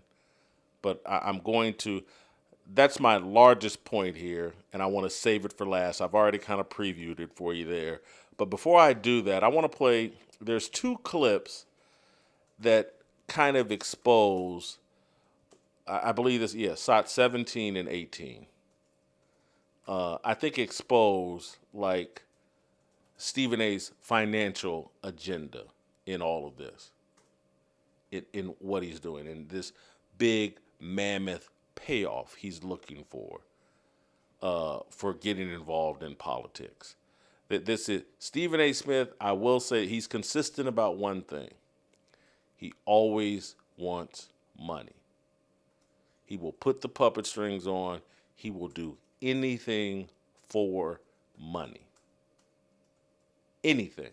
Let's play SOT 17 and 18 back to back. Why would you give all of this up? All of this money, success, notoriety? Well, I didn't say I would. That's the reason why I've never announced that I'm running. Because will you make a decision by the end of 2026? I will make a decision in early 2027, but I am not ruling it out because I expect a lot of success to come my way, and Lord help everybody if the amount of success comes my way ensures that I never have to worry about my quality of life ever again.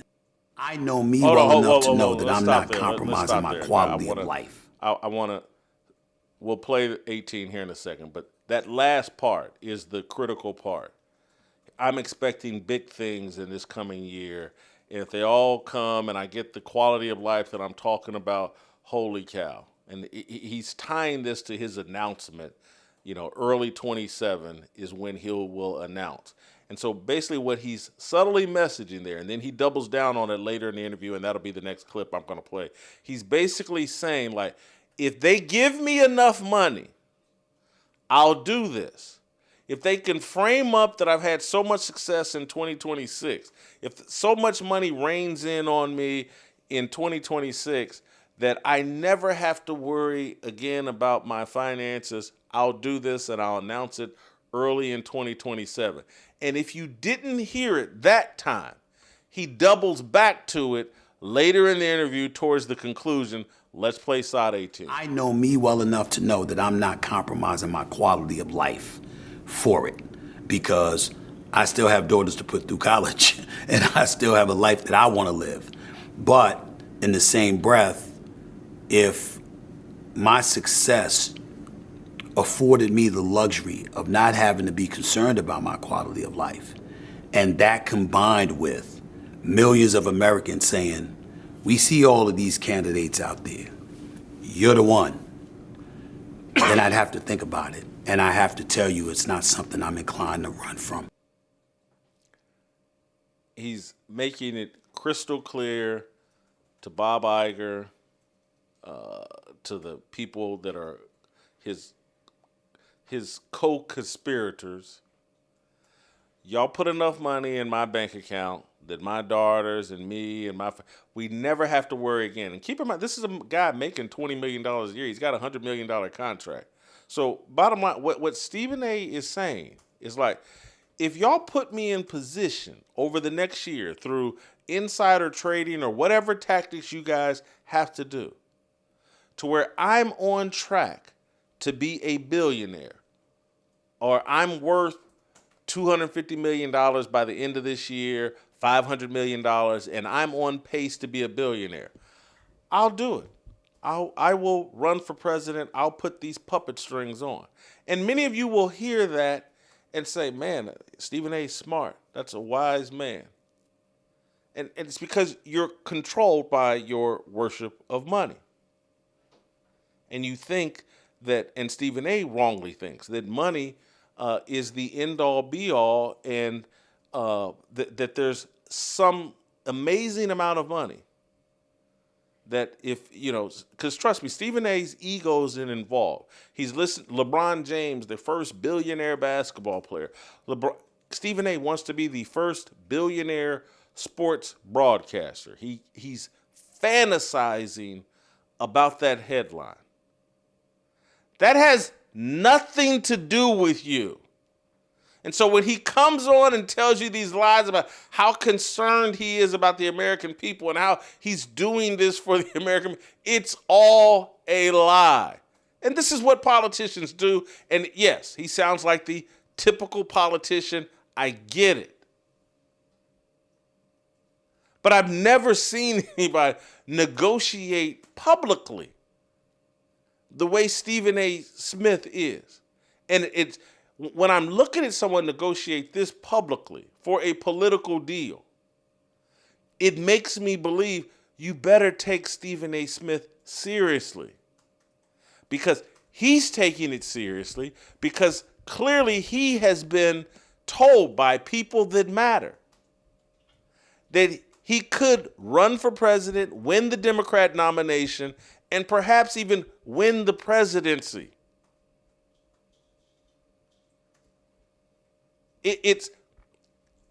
I know I sounded crazy 2 years ago when I told y'all, like, hey, man, I think this guy's running for president. This is the Obama playbook.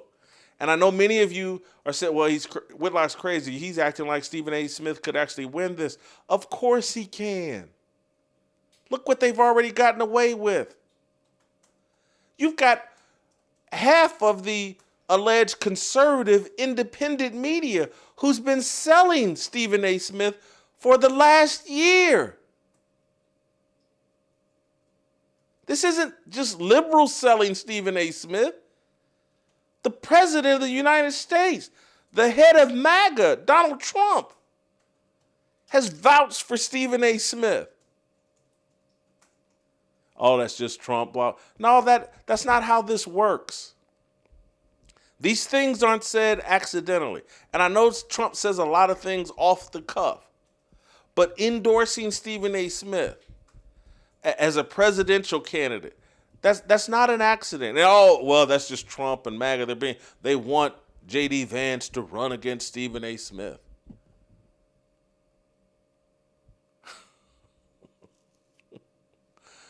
and look, maybe that's a way of ensuring that J.D. Vance wins the presidency if they can get Stephen A. Smith on the other side. But I'm not so sure.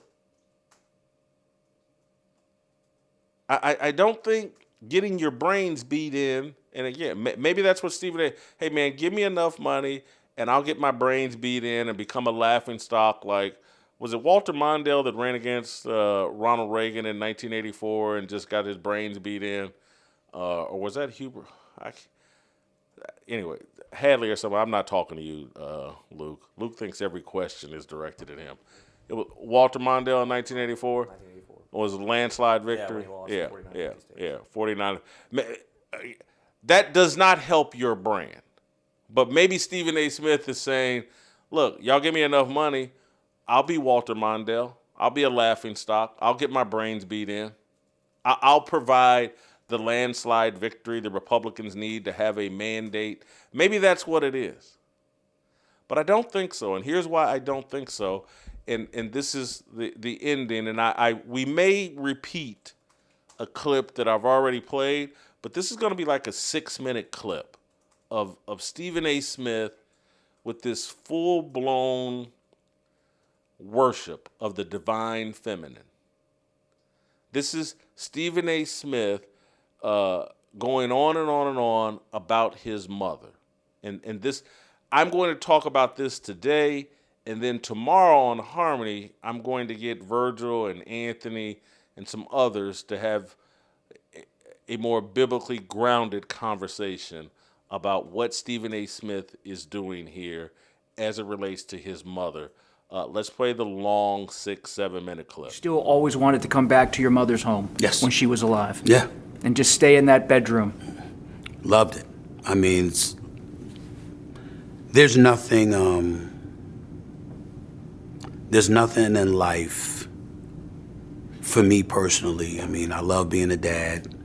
I'm absolutely in love with my daughters. And we all know, if you're a parent and you're a loving parent, that there's nothing that moves you more than your child or your children. For me, though, before any of that happened, I had Mom. And my mother was the greatest human being I've ever known. And, you know, she was, it's just hard to put into words how special she was. It's been 8 years. Yeah. Yeah. You think about her every day? Every day. Every day. There isn't a day that goes by that I don't think about her. I remember I cried every day for 2 years. It's the only time in my life I ever went to therapy. I ever felt I needed therapy. And the irony now is that when I think about going back to therapy, because I think about that now, the only reason I think about it is because of her.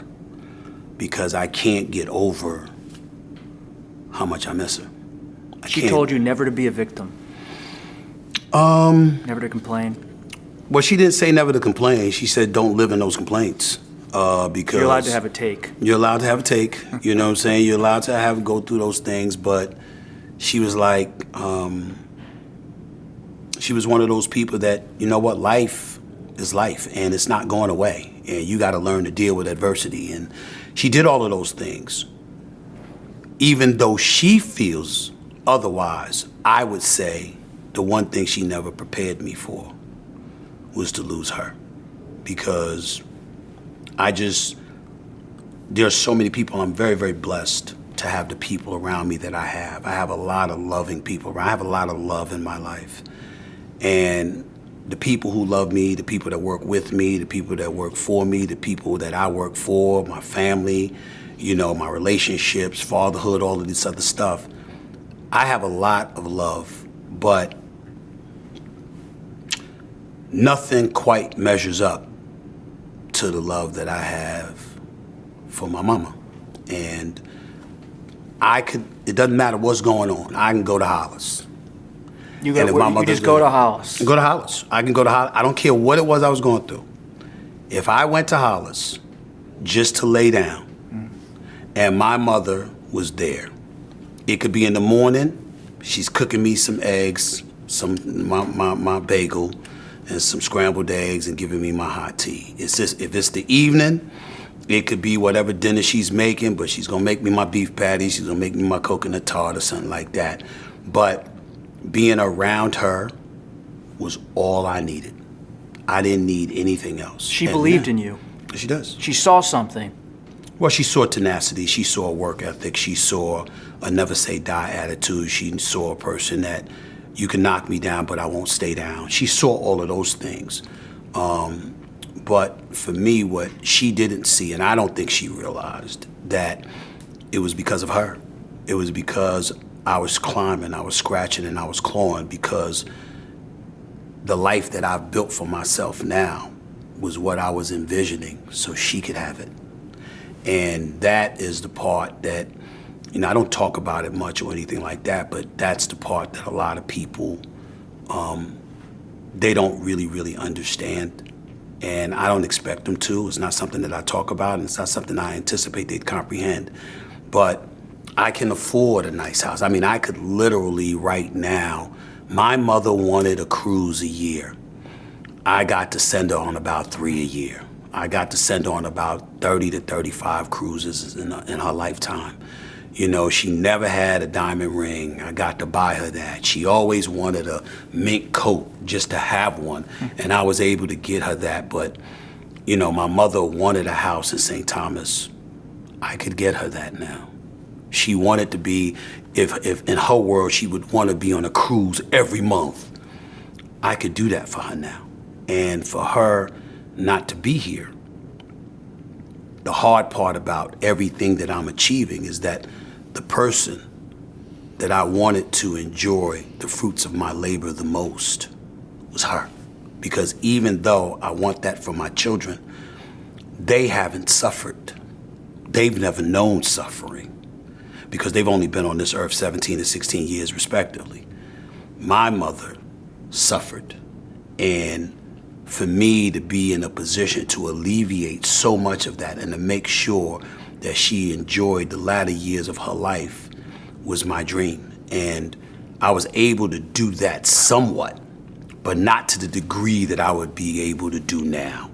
And so when people tell me to smell the roses, I never thought about the roses. The only roses I've ever thought about were the roses that I was bringing to her. And that's not the case anymore. And sometimes it is a struggle, but it's the major time that I'm struggling a lot because people want me to enjoy something that I can't enjoy, because even when I'm at my height, all I think about is that she's not here to share it with me. So what I'm about to say will be hard for many people to hear, black or white, but particularly black, because we have been programmed into the mindset that Stephen A. Smith has, that our mothers are Jesus Christ, and that our lives should be devoted to serving and to showing gratitude towards our mother. That our lives are about relieving our mothers from their suffering. And what Stephen A. Smith has been convinced of, and maybe there's some truth to it, I don't know. I've told you all that if you go back and look at how Stephen A. Smith talked about his father before he got involved in this old political thing and launched this whole political dream of being the president or being used in a presidential run, he talked about his father in a far more respectful way. He claims that he did that at the behest and the request of his mother. And that now that his mother has passed, he's now telling the truth about how horrible his father was and how much suffering his father caused in their household. Maybe he's right. Maybe that's all true. I don't know. But what I do know is that a life based on actions taken to relieve your mother from suffering, it's not biblical. It's not what God wants us to do.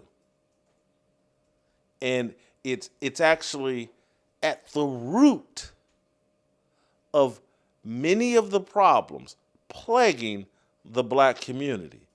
Black boys and black men are raised to serve their mothers as a deity, as worthy of worship. And I don't want to denigrate my own mother. I don't want to denigrate my grandmother. I don't want to denigrate Stephen A. Smith's mother. I don't want to denigrate anybody's mother. But our lives as men, particularly those of us that are believers, we're not here to serve our mothers. And that pursuit of serving our mothers is what has feminized our culture, caused so much chaos and dysfunction in our culture, has made black women pursue a husband-like relationship with their son rather than pursuing a proper relationship with their former husbands, should have been husbands, baby daddies, or whomever. Black women have hatched a plan.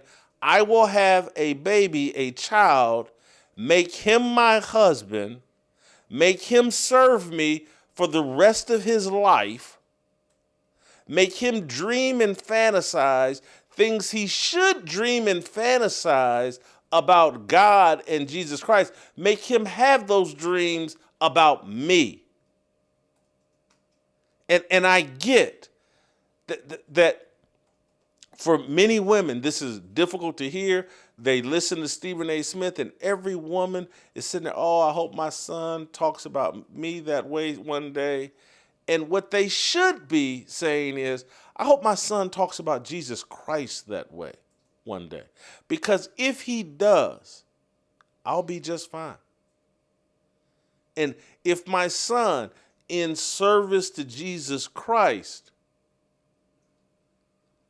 I'll be treated properly. I won't be worshiped. I won't be a deity. I won't be someone that his whole entire life is bent around. That he'll follow Christ. He'll get his own wife. He'll have his own children. He will be involved in that activity, not sitting around every day thinking about what can I do for mommy, as Stephen A. Smith said.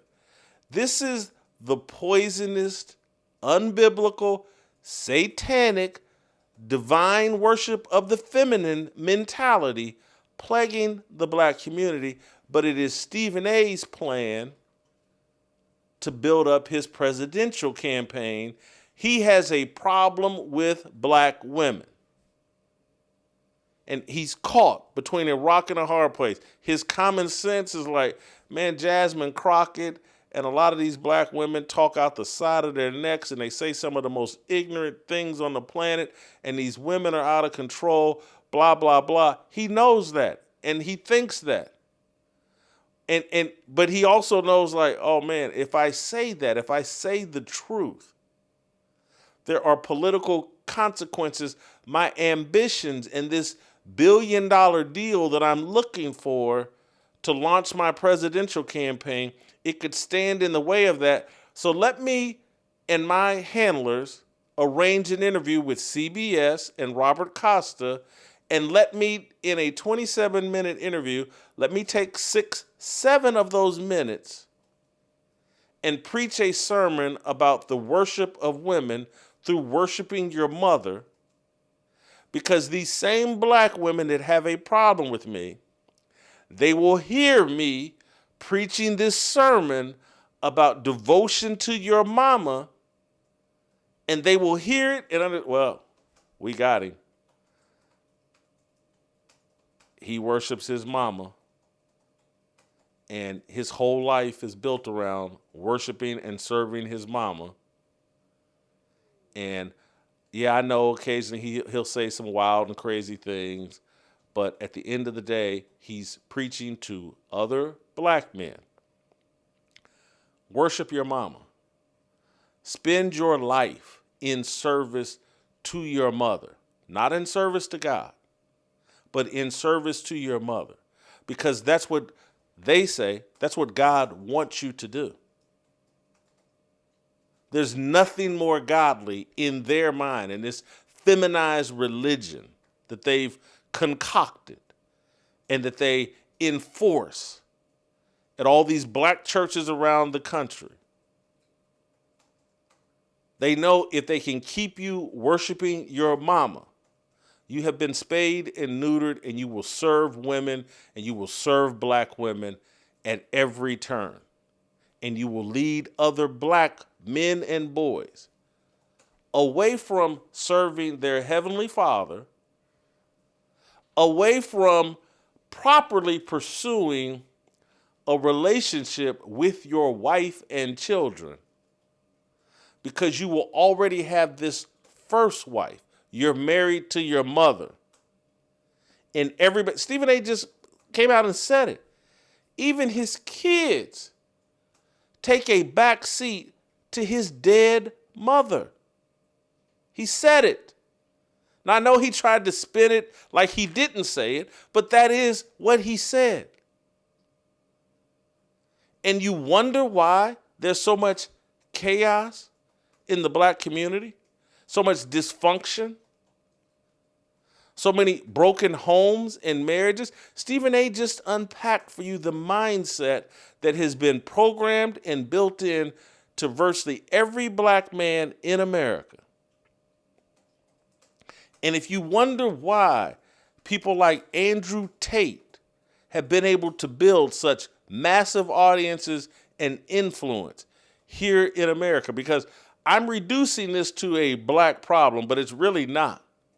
This is an American problem, the worship of women and the convincing that we're here to serve women and not serve God. Andrew Tate and these guys are building an audience because they're telling young men, hey man, screw all that.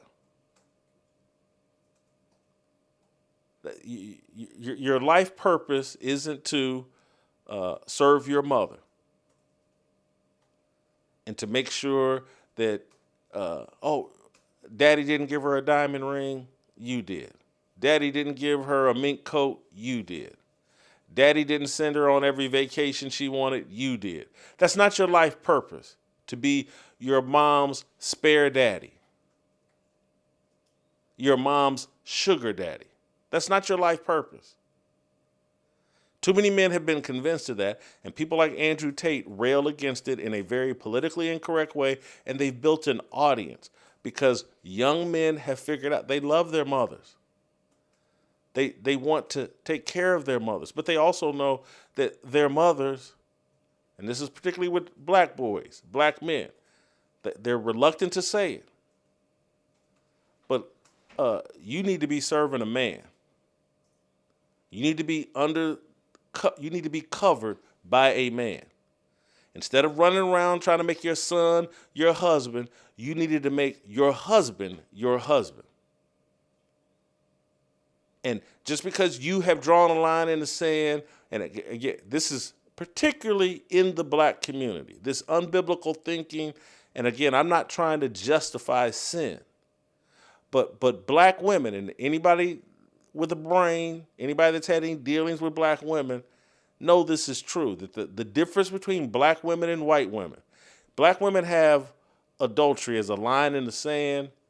If you cross it, I'm out. White women, like, you can cross that. I don't want you to cross that line. If you do cross that line, you better come with a sincere apology. You better, I'm not giving up on this marriage because you've been stupid, undisciplined, blah, blah. I'm not giving up. You need to make a sincere effort to make good on this. But in the long run, I'm better off staying the course and sticking this out and trying to get you back on the righteous path than just walking away because you committed adultery. I'm not trying to justify adultery. I'm not trying to give men a free pass, but I'm just telling you the difference. I know what I've seen in my 58 years of life. I've seen women stick it out and receive the rewards and benefits, live their best life after surviving adultery. See that man get transformed by her love and by his maturity, and see, I've watched it with my own eyes. And then I've seen the other. I'm out. And I've seen those women suffer the consequences. I've seen the kids suffer the consequences. I've seen the man that she left suffer the consequences. I'm not saying sticking it out. Look, man gets violent, man, serial adulterer, all that. I get it. I'm not trying to justify any and everything, but I am telling you the honest difference. Marriage is a thing of convenience for a lot of black women. White women take it as a sacred covenant that will protect them and serve them if they survive the rough parts. And there will be rough parts to marriage. Anyway, I'm out over my skis, and that's why tomorrow I'm going to have Anthony and Virgil and others help me discuss this. But Stephen A. Smith is running for president. Stephen A. Smith is promoting the worship of women. Stephen A. Smith is looking for a mammoth financial payoff for running for president. In whatever role he could be used as a tomato can for someone on the Republican side to beat up, or he's sincerely running for president and has the backing of Bob Iger and others in this run and some really powerful people. And I tried to tell you guys this 2 years ago. And we're going to cover it on this show because it is important. And it should open your eyes to just like, again, I look at everything and just go, is it all rigged? Are all of these people in high-profile positions? Have they all been installed? Is there all some sort of fake background story and narrative? And it's I've already said enough. I'm gonna land the plane there. I'm out of breath. I've been talking for 2 hours straight. Starting to sweat across my brow. Anyway, that's it and that's all. We will see you tomorrow.